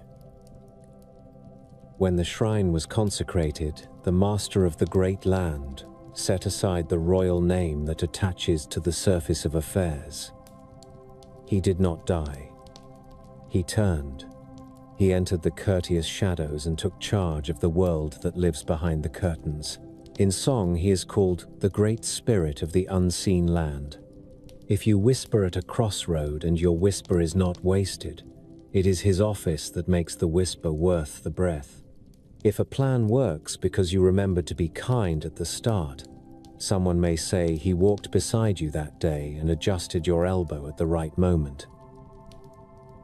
Thus the land passed from the stewardship of a patient maker to the care of a lineage that would one day send a prince out of the clouds. The transfer was not a sack thrown into a cart. It was a ceremony conducted by grown souls. Earth kept its household gods. Heaven set its seal. The story that begins with a spear stirring a sea, now prepared to welcome a foot from the sky. First would come a grandson who carries a mirror and a sword and a jewel. Then a hunter who will wed a blossom and decline a rock, and so teach every mortal that beauty often comes with brevity. After that, a boy who loses a hook, and in losing finds a dragon palace, and a princess, and a history.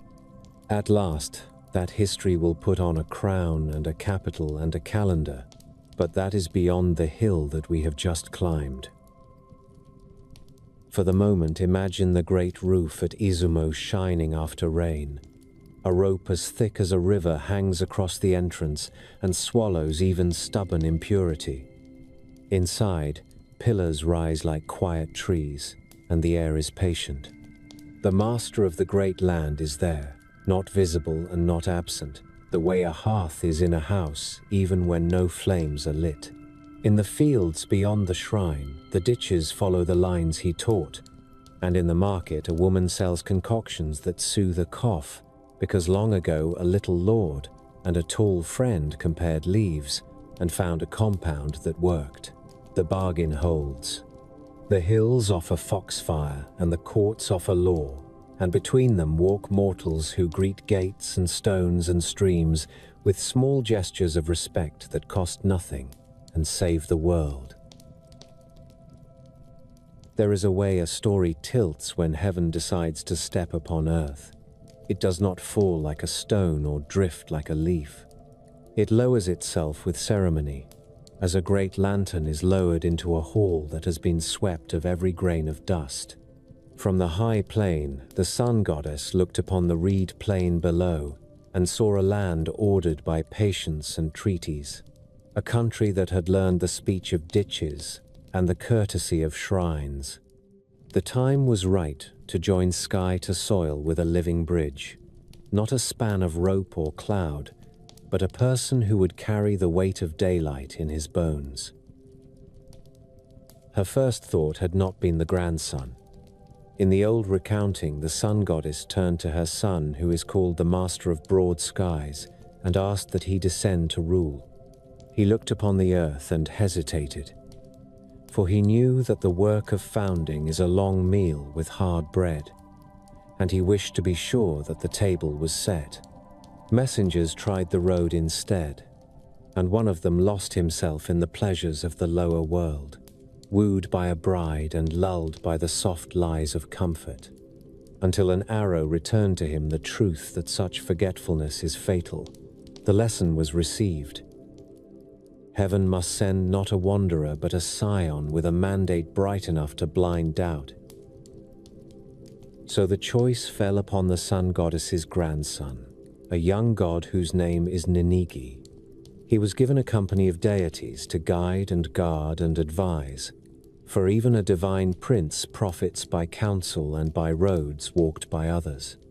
The path lay through the ledges of cloud to the mountains of the south, where cedar takes hold with confidence.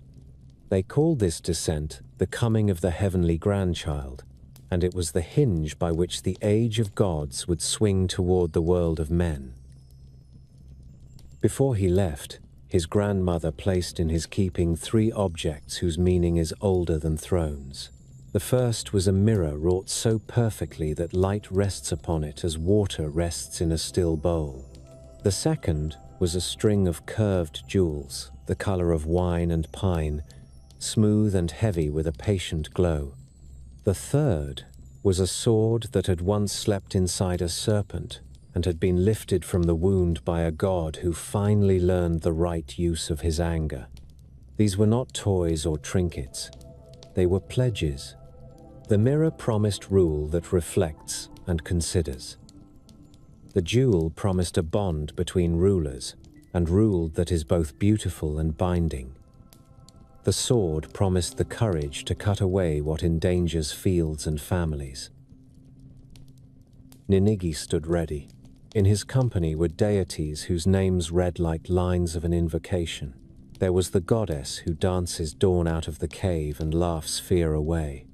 There were the keepers of ritual who remember the correct rice to scatter and the right words to speak when inviting fortune to sit down.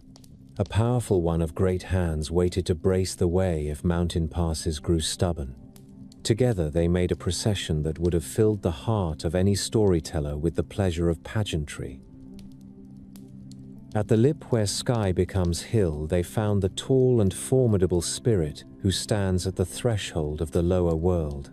He is the Lord of the Great Way, and his name carries the squint of a sailor peering into the Sunday. He refused at first to move aside, for threshold gods are not bribed by titles or dazzled by retinues. The company did not draw swords. The Dancer of Dawn stepped forward and, as she had done at the mouth of the cave, she translated necessity into delight. She brought laughter to the feet of the Guardian and flattered his pride with praise that was both deft and truthful. He smiled, and his stubbornness unknotted. He led them down the right spur into the mountains of Kyushu and stood by, as Ninigi planted his foot upon a peak of clear air. The mountain is called Takachiho, and there the prince made camp. The air tasted of cedar and river, and the beginning of a story that would be told for centuries. He set in order the gifts of heaven that had come with him, and began the work of rule. Rule in old lands is not the bark of commands. It is the slow establishment of the proper relations between fields and floods, between shrines and markets, between old gods and new names. Ninigi brought a steadiness that pleased the hills. He did not chase the local spirits from their homes. He asked them to share a calendar. They consented because consent had been paid for with courtesy. Soon there came a day when the mountain god of that region sent 2 daughters to visit the new lord. The elder was Iwanaga, the Lady of the Rock, whose presence has the quiet of granite and the stubborn comfort of stone warmed by Sunday. The younger was Konohana, the Lady of Blossoms, whose step is the light rhythm of spring and whose smile carries more promise than a field of buds. The father did not simply offer them as one man offers horses. He sent both so that the ruler who took them would enjoy a double blessing. Through rock he would endure. Through blossom he would be lovely and abundant. Ninigi saw the younger first. He loved at once. He asked for her hand and did not ask for the elder. The message returned to the mountain lord, who fair-minded as he was felt the sting of insult. He sent back a warning wrapped in courtesy. You have chosen the flower and refused the rock. Because you denied the elder, your line will be beautiful and short-lived. If you had married the elder also, your line would have lasted as mountains last. Thus did a god write mortality into the calendar of kings and of ordinary people as well. The tale is harsh, and yet it holds the truth that we embrace brightness even knowing it fades. We are made by that choice as much as by our breath. Ninigi and Konohana were married with rites fit for a union meant to anchor a realm. The bride was not long in joy before rumor put a stain upon it. She conceived quickly, and her husband felt a small doubt rise in him like a fish testing the surface. He wondered if the child was of his own seed or of some secret lover's. Doubt in a ruler is an acid. It eats wood and then stone, and then the hand that holds both. Konohana answered the creeping poison with a trial that has been told and retold around hearths. She built a birth hut of reeds and entered it when the time came. She told him that if the child within her were not his, the flame would claim her. She set the hut alight and sat in the center, as if seated in the middle of a full moon. Fire eats greedily, and then with a kind of grace. The neighbors watched with faces drawn tight, and the husband stood with a mouth that had forgotten how to close. The smoke vented out through the thatch in ribbons. When the roof fell at last, it fell around her and not upon her. She walked out bearing a son whose skin glowed with the health of blessings. He was followed by another son, and in some songs by a third. The names of the boys differ in the mouths of different provinces, but their offices are clear. One loved the sea and the luck of hooks. One loved contest. One loved the mountain and the chase. The eldest was a master of the shore, and the second found his fate later in lines that do not hold us here. The youngest had a name that remembers slopes and antlers.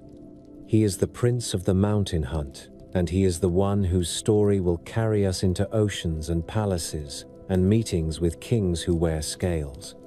Before we go with him, we must see the shape of the home he left. Ninigi governed from the south with the calm that had been given to him with the mirror. He learned which harvest prayers belong before planting and which belong before threshing. He settled disputes with a patience that taught people to bring him their quarrels before they took them to their fists. He kept the guidance of the threshold god close and the laughter of the dawn dancer closer, for there is no court that does not sour when those two go missing. He was not a maker like the master of the great land, who measured roads and marked boundaries for spirits. He was a settler of high order. The difference matters. Builders bring together. Rulers keep together. The archipelago needed both. The new family grew, and through the children the gifts of heaven began to wind themselves into human lines.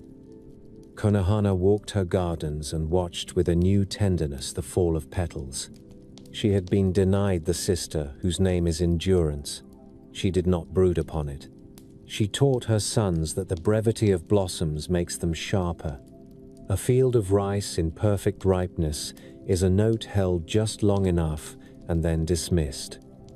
A marriage is not the same joy at its last hour as at its first, and this is not failure. It is the music of being alive. The youngest son who loved the mountains came to quarrel with his elder brother who loved tides and shoals. It began with a request that seems simple. "Let us exchange tools for a time," said the hunter, "so that I may know the taste of your business and you may learn mine." The fisherman agreed and lent his hook while he took up the bow. The experiment went badly. The hunter lost the hook. He looked for it with the zeal of a new priest in a full library and could not find it. He made many hooks and offered them to the elder in apology. The fisherman would not accept. He wanted the very hook that had been given. The story turned in that moment toward a palace far from shore and a princess whose father wears the sea like a robe. But we will not rush ahead. Ninigi looked upon his sons and weighed their quarrel and kept the peace with the steady hand that closes quarrels without reopening them the next day. He sent the younger toward the coast with advice that sounded like common sense and proved to be the opening of another chapter. "Find where that which is lost goes to rest," he said. "Some things do not lie on the sand. They lie in the vaults of kings who live under waves. If you are brave and polite, the sea will discover that it is your ally." There is another episode that belongs to the house of Ninigi and bears upon all who come after. In later years, men and women looked back and said that the choice of blossom over rock fixed the span of a human life. Mortals would shed their petals. They would be beautiful and brief. This was not a curse alone. It was also a gift that made meaning possible. Eternal days pile up like stones and smother the heart. Measured days teach the heart to choose. Rulers learned from this that a crown is not a ladder to immortality. It is a circle of responsibility that must be given away at the proper time, and the giving is of the essence of its honor. The court around Ninigi began to take on the shape that future courts would imitate. There were keepers of purifications who knew the names of the small gods who lift stains from thresholds and hands. There were singers who could soothe the crowd after a verdict and so prevent knives from being drawn. There were watchers of the moon who counted nights with precision and told the farmers when to begin their plantings with a confidence that calmed the most anxious. There were smiths whose forges produced tools before weapons, and whose hammers were taught to rest on festival days. Rule is a choreography. Ninigi learned the steps and taught them. Now the tale begins to gather itself for a voyage. The youngest son will go in search of a lost hook, and we shall go with him. He will pass down into the halls of the sea, where pillars are shaped like the ribs of whales, and lanterns are fishes that have agreed to stand still and shine. He will find a princess whose beauty is made of water, and the movement of water, and the silence after water. He will break a promise and pay for it with a grief that does not only belong to him. He will return with a tide jewel that can flood a plain, and with a peace that will allow his children to be born into a world where both mountain and shore know their limits. Before he leaves, one more look at the mountain and the prince who planted his foot there. The heavenly grandson did not conquer the land with spears.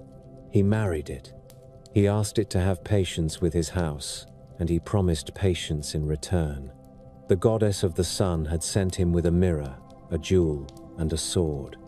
He used the first two every day, and the last only when necessity required it. A kingdom grown by reflection and promise and restrained force is a kingdom that can raise a boy to manhood without teaching him to love cruelty.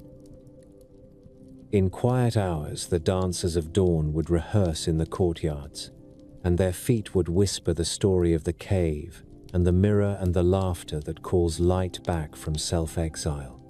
Children in the hills learned the names of the treasures and traced them in the air with their fingers and pretended to be rulers who required no scolding to do justice. Song gathered around these scenes until a people could hum its own founding. In the evenings, the prince would sit with his bride and listen to the soft crash of far surf and the closer script of crickets. He envied nothing. He awaited only the next right task. The next right task belongs to the son who lost a hook. He is a hunter who will learn the courtesy of the ocean and will discover that the heart of a dragon king is not that different from the heart of a mountain god who loves his daughters. He will hold a tide in his hand and then remember to let it go. From his line, a child will later rise who will turn a journey east into the first chapter of human sovereigns. That is a hill we will climb when we reach it. For now, the lantern of heaven burns over Takachiho. The mirror glows on its stand. The jewel waits in its silk. The sword sleeps like a promise made to future danger. A prince sits with clean hands. A blossom rests in his shadow and smiles, knowing what she has given up and what she has made possible. The youngest son lifts his face to the night and smells salt on the wind. Rivalry begins as a small crease in a shared cloth. In the house of Ninigi, it took the shape of two brothers whose talents pulled in different directions. The elder loved the sea and knew its pulses the way a harpist knows strings. He is called Hoderi in the old diction, which is to say the one whose catch mounts high upon the shore. The younger loved the mountains and the quiet of stalked paths. He is called Huri, the prince who listens to leaf and antler and learns patience from the slope of a hillside.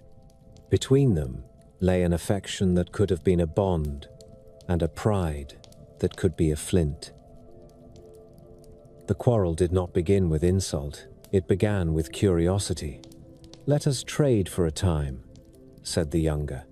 "Give me your hook and take my bow. I will learn the sea and you the hunt."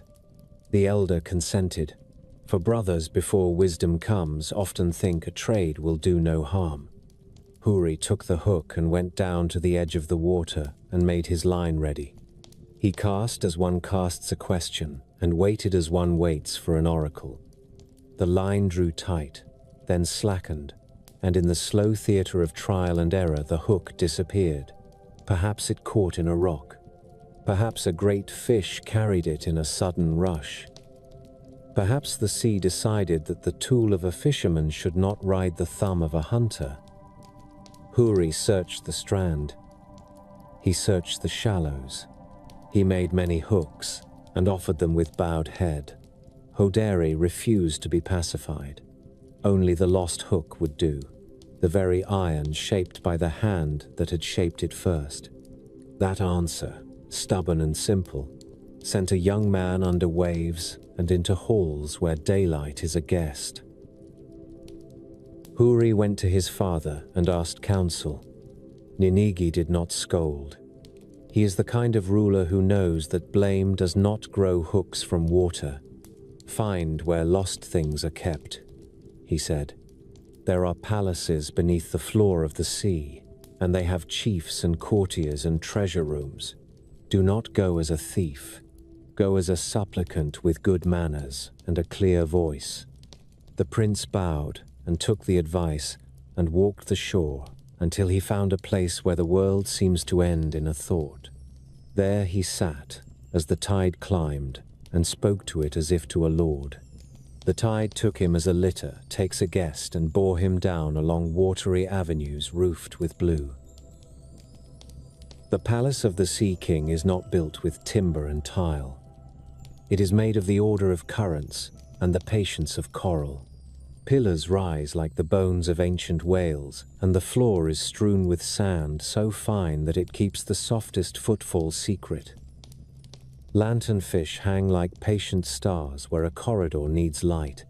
The gates are guarded by fish with stern mouths and eyes that roll like old generals remembering battles. There are gardens of kelp that turn in slow dances and courtyards paved with shell. The lord of this city is called Watatsumi, or Ryujin, and his beard moves like a wave that has decided to sit and listen. Huri arrived at a gate and was recognized not by face but by the rightness of his approach. He stood with his hands open and his head slightly bowed and asked to be heard. The gatekeeper, who had seen many who demand and fewer who ask, led him within. There is a rule in all courts that a prince who knows how to wait is seated before men who shout their names. Huri was brought to a pavilion where a woman sat with the calm of water held by a bowl. She was the daughter of the Sea King, and her name was Toyotama, which means abundant jewels. The phrase suits her. She was the shimmer one sees when moon presses its cool fingers upon a surface. She lifted her eyes and the room forgot to breathe. Stories agree that love came upon them as love sometimes does, with the precision of a hawk. It is not a dart that wounds by surprise. It is a swift alignment in which two shapes suddenly fit, and the world makes a small, approving sound. The Sea King looked upon the visitor, and in a dozen heartbeats read the marks of lineage and courtesy that sit like seals upon a brow. He welcomed the prince and asked his business. Huri told the truth without embroidery. "I have lost my brother's hook," he said. "I seek it because the peace of my house requires the very hook that was given." Ryujin nodded. He sent for his fish. They came in a shoal that moved like a curtain drawn across a stage. He asked each one if a hook had troubled its throat. A red bream twisted and gaped. The servants fetched the hook from the gills and brought it upon a shell that glittered with the satisfaction of a task neatly done. There followed a season that the tales are content to describe as joy. Huri remained in the palace as a favored guest, and the Sea King became a father. Toyotama became a wife. Their wedding is sung with imagery that belongs to the floor of the ocean and to the lights that live there. Pearls were not merely decorations, but stars permitted to attend at a lower height. Crabs moved like scribes and wrote auspicious words in sand that cannot forget. The sea breathed in long content cycles, and the palace breathed with it. There are myths that stay in youth forever. This one is allowed to be mature and happy for a time, and that is a rare gift. Yet home is a gravity that does not sleep. After 3 years, Huri felt a pull toward the mountains that had taught him to move lightly, and toward the house where his father's counsel had set him upon this path. He went to his wife and asked leave to return to the upper world, promising a swift message and a swift return. Toyotama listened as women who have loved princes listen. She did not bind his promise with chains. She asked that he remember what was owed to the sea. Her father pressed 2 treasures into his hands to make a hard meeting softer. They are called the tide, controlling jewels. One brings water, and one draws it away. With one, a plane can be drowned, and with the other it can be reclaimed. The Sea King is not in the habit of gifting weapons without reason. He knew that Huri's quarrel would be waiting like an unemptied cup. He sent the jewels as a peace that could be forced if gentleness fails. The prince rose from the water to the coast of a familiar land and sought his elder brother. Hodori was no less stiff than before, and perhaps a degree more proud, for resentment does not sleep in absence. Huri returned the lost hook. He did not scold. He did not lecture about forgiveness. He asked for peace and was refused. The elder fished with rage for bait and cast a net of threats. Then Huri used the first jewel. He lifted it in his palm and spoke the word that a father-in-law had taught him.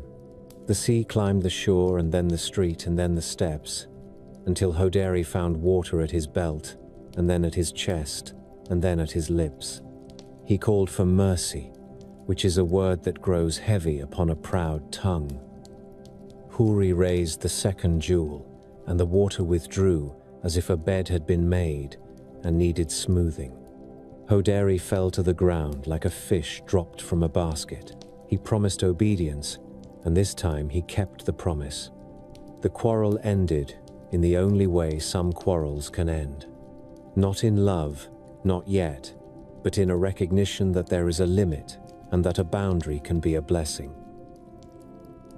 Now the sea, which had been only stage and palace, returned as womb, for Toyotama followed her husband to the shore to give birth to their child on land. The old storytellers linger here with a tenderness that belongs to this figure more than to many others. She is not only a princess with jewels in her name, she is a woman who must keep 2 natures in balance. She asked Huri to build a birthing hut on the sand and to thatch it with the reeds of the beach. She asked him for privacy, and she asked it without pleading. "Do not look upon me during the birth," she said. "The taboo is not an ornament in such a tale. It is the very plank upon which the next step must be taken." Huri promised, and for a time the promise held.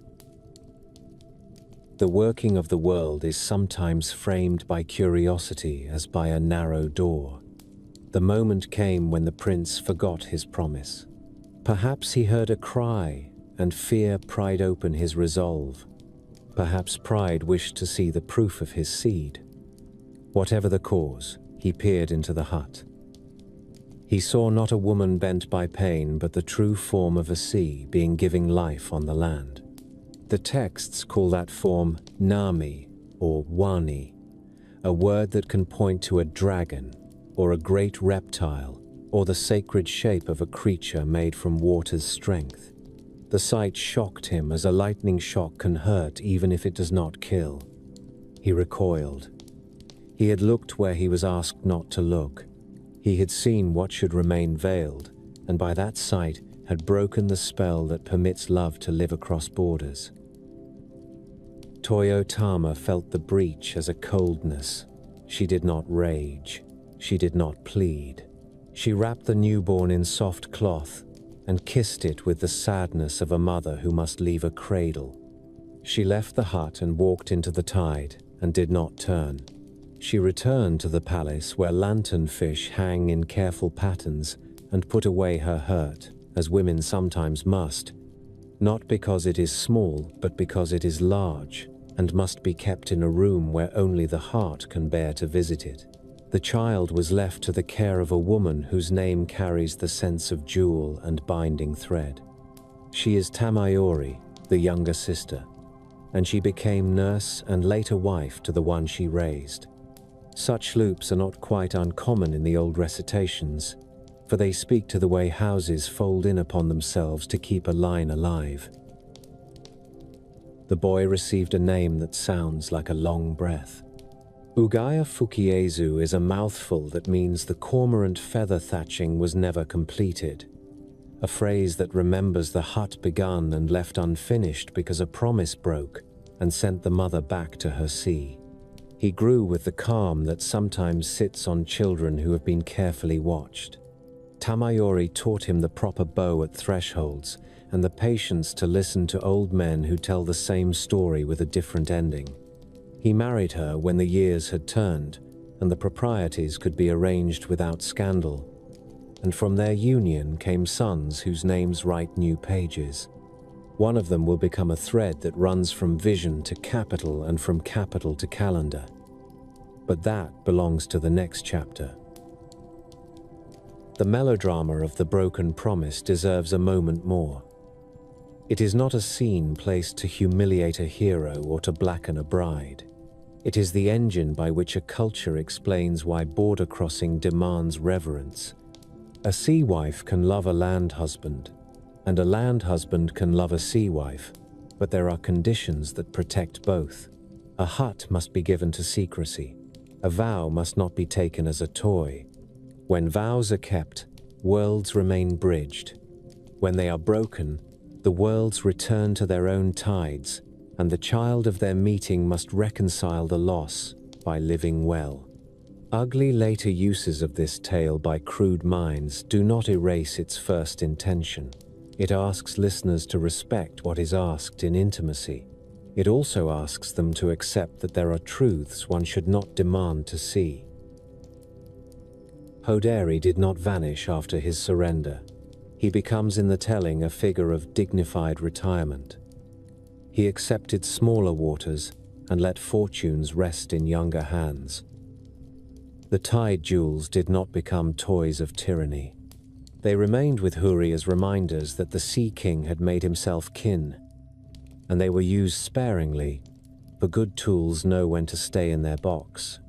Peace between mountain and shore is a peace made every day by men who choose not to dominate with the gifts that chance or fathers have given them. Huri himself did not take a throne from which to look down on fields. He is remembered as an ancestor more than as a lord. There is a pleasure in that, for ancestors feed longer than lords. He taught his sons where the stream bites at the bank, and how to pacify it with stones laid in a line that pleases a water god.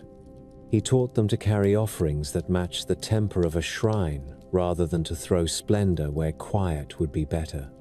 He kept near the coast where he could smell his mistake and so keep honest, and where he could tell stories about a palace whose lanterns are living fish without being laughed at. The sea princess did not forget him. The songs say that on certain nights, she rose upon the beach as a dragon that remembers being a woman and watched from a distance the child playing in the sand. The little boy looked up and smiled at a shape that frightened other children and then returned to his game, which is sometimes how a wound is healed. The mother returned to her rooms of coral and listened to reports from sand crabs, who gossip as well as any court lady. She lived as queens who have been hurt live, in dignity and in a quiet that makes a wide room feel as if a baby were asleep behind a screen. Tamayori kept the household. She is not a grand figure in the older poems, and yet without her there is no line. She fed what needed feeding. She trained what needed training. She carried to the child the blessings that come from a sea that respects the one who did not respect it, which is a kind of grace stronger than resentment. In time she married him and bore sons. Some tellings give 4 names. The one that matters to the great sweep of the narrative is the boy who will beget a leader. From that leader will come the man who sets an eastward course and calls a capital out of rivers and marsh, and sets a seat for his descendants upon a plain named for vines. But that is the work of the next chapter. The sea palace remains sunk in the blue, and its king remains attentive to the news delivered by mullet and eel. The tide jewels remain like thoughts in a drawer that no one opens unless necessity comes in clean shoes and explains itself. The brothers who began this tale have learned their measure. The father who gave counsel is satisfied to see a quarrel closed without blood. The blossom who chose a mortal's span watches her grandchildren and remembers that brevity can be kind. The boy whose name is a thatching left unfinished sleeps well in a house where both sea and land are present in the air, one as salt and one as loam. Take a last look at the hut on the shore. The reeds are dry now, and their shadows have the delicate look of ink brushed by a careful hand. There is a place in the thatch where the pattern is broken. The wind speaks there with a different voice, and when it does, if you have the habit of stories, you may hear a mother say to a child that he must live well since she cannot live with him. He does live well. He becomes a father. He becomes an ancestor. Through him, a nation will make a memory that pretends to be a history, and a history that remembers it was once a myth. The sea understands. The land understands. They taught him. The child left on the shore rose as children do when careful hands steady them. Ugaya Fukiaezu learned the ways of both sea and land and made a house where courtesy stood watch at the door. He grew into a man with the calm of a low tide and the steadiness of a mountain path. He married Tamayori, the aunt who had nursed him, and from their union came 4 sons, whose names would turn a hinge in the story of the islands. The eldest was Itsus, strong in arm and proud of shoulder. Then came Inahi, who felt the pull of waves in his dreams and later followed that pull into the halls of the Sea King. The third was Mikeri, who loved the hunt and the rugged corners of the land. The youngest was Kamu Yamato Iwarabiko, whose name would be remembered as Jimmu, the one who would carry a promise east and set it down as a capital. The realm of Ninigi had ripened. Fields lay like open pages. Shrines wrote light upon air each morning. Law moved quietly among the people the way water moves under rice roots. Yet there was a sense in the air that the work needed a name and a seat, that a line that began with a mirror and a jewel must stand up from myth and sit down upon a plain. Iwarabiko was not the loudest of the brothers. He was the one who listened to advice and to omens and to the older gods who whisper in leaf and river. He looked to the east where the land of Yamato holds valleys that welcome rule and mountains that shelter plans. There, he was told, lies the heart that will beat for many centuries if approached with patience. The brothers gathered men who believed more in roads than in raids, and built boats that trusted the strength of their ribs. They set out from the southern islands with their stores and household gods, and the sea acknowledged them with a long, slow lift. They made landfall at the port of Naniwa, where river and sea forget their quarrel and marry. There they met a chieftain named Nagasunehiko, proud in the authority that local success gives and quick to resent the claims of strangers whose titles arrive with the wind. Words were exchanged that cut deeper than blades. Skirmish followed. An arrow found Itsus's ribs and cut short a life that had begun with such promise. The brothers grieved and withdrew, for Iwarabiko understood that a battle lost is sometimes a road offered by a god. They turned south and circled to the coast of Kumano, where the mountains lean toward the sea, and the forests speak the language of shrines older than courts. There, a thick sleep fell upon the company, a hazard that in such tales is never merely fatigue. It was a heaviness given by a god who wished to test their purpose. In the dreams of Takakuraji, a humble keeper of storehouses, a deity of thunder and straight justice, Take Mikazuchi placed a sword and a command. Put this blade into the hands of the leader who sleeps in your veil, and the sleep will break, and his road will open.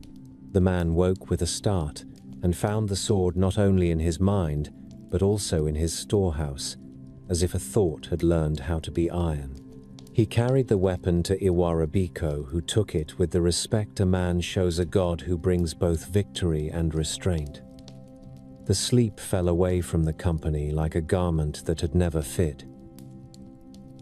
From Kumano they pressed inland. On a day when mist rose from the river in white sleeves, they met a guide whose sign is known across centuries. The bird had 3 legs and the authority of an envoy. It is called Yatagarasu, and it belongs to the company of omens that even the skeptical sheepishly honor. The bird did not caw commands. It flew ahead and perched, and flew ahead again, drawing the company up ravines and across ridges onto the inner plain of Yamato. The men walked with the ease of those who feel a hand upon their shoulders, and the land received them as a house receives a rightful heir returned from a journey. In time, the bird lifted into a last curve and was lost against a sun that was both witness and sponsor. The path lay open. Nagasunihiko remained a thorn. He had claimed the plain in the name of his habits and did not yield. Another fight was joined. The sword that had come from a dream showed what it had promised. Iwarabiko did not boast. He drove the enemy from the field, and in the wake of that victory made offerings to the gods of the hills and of the rivers he had crossed. For victories are not only about enemies, they are also about permission granted by the land itself. He raised a seat at Kashihara, where the earth holds level, as if it had been taught by a mason. There, tradition declares, he became the first emperor, a man with a throne that explains itself by pointing to a goddess of light in the family and to a long corridor of divine benefactors. So the age of gods placed a hand on the shoulder of the age of men and guided it into its first steps. From that day, the narrative leaves the halls of the sea and the forges of heaven less often. It walks more often in markets and camps and wheatlands. It follows rulers who claim the sun for a grandmother and yet must deal with the stubbornness of taxes and roads. The line that began with a grandchild born of sea and shore moved forward through reigns that in the old chronologies are long enough to satisfy nostalgia. Priests set the mirror and the jewel and the sword in their houses of honor, and taught that good rule reflects, binds, and defends. Children learned the names of the treasures and drew them in the dust. The kings listened to reminders set in cedar and rope that thresholds matter. Out of this young line rose a hero whose name blows through ballads like a gust along a pond. He is called Yamato Takeru, the brave of Yamato, a prince with a gift for disguise and for last chances.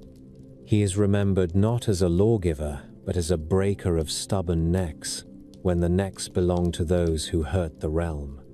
He was the son of a later sovereign named Kiko, and his youth was a lesson in the danger of strength without calm. He is said to have slain a rough cousin by trick, which is an act that no priest would bless. Yet his road was not toward a throne, but toward the margins where order fails. There his qualities, both hard and bright, would find a stage. The first tale that clings to his name belongs to the south. In the country of Kumaso lived 2 chieftains whose ferocity had become a proverb. They taxed without mercy, they took what was not offered, and they mistook fear for tribute. The court sent the prince to pluck this thorn. He did not march at once with banners. He dressed as a maiden and entered the house where the brothers feasted. The eye is easily misled when pride has made it lazy. He sat among the dancers and the servers. When the hour was late and the drink was fat in the veins of the hosts, he stepped close to the elder and pulled from under his robe a sword that had memorized dark work. He cut the man where strength has no time to rise, and then struck down the younger. The elder, dying on the mat he had thought would hold him many more nights, spoke with a hurt clarity. "You are the real brave of Yamato. Take the name and leave this house to silence." The prince accepted the words, as a man might accept a heavy cloak, and wore it not without cost. There followed the long campaign eastward, where the woods are deep and the rivers go their own way. Rebellion had nested where roads were few and shrines were far apart. Yamato Takeru went like a sharpened intention. Before he set out, he visited his aunt, Yamato Hime, the priestess who kept the Shrine of the Sun at Ise. She received him not as a doting elder, but as a keeper of duties. She placed in his hands the sword that had once lived inside a serpent, and later been a token of reconciliation between a storm and a Sunday. Along with the sword, she gave a little pouch of magic that held the secret of fire, a tinder that would heed the voice of a man in danger. He took both with a bow that acknowledged the gravity of being entrusted with myths that had become metal. On the eastern plain, treachery tried to answer destiny. A local lord invited the prince to a hunt in high grass. Men moved outward through the reeds, and then the fields sighed as fire woke in lines laid by traitor hands. Flames rose in a ring that tightened with the glad malice of a net. The prince stood planted. He drew the serpent blade and swept it through the grass at his feet. The cut opened a passage. He brought out the pouch from Ise and kindled his own line of flame and whispered to the wind god to carry it outward. The wind obeyed the better plan.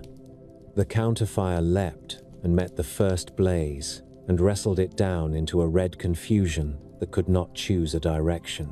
The prince passed through smoke and outran the last tongues that wished for his boots.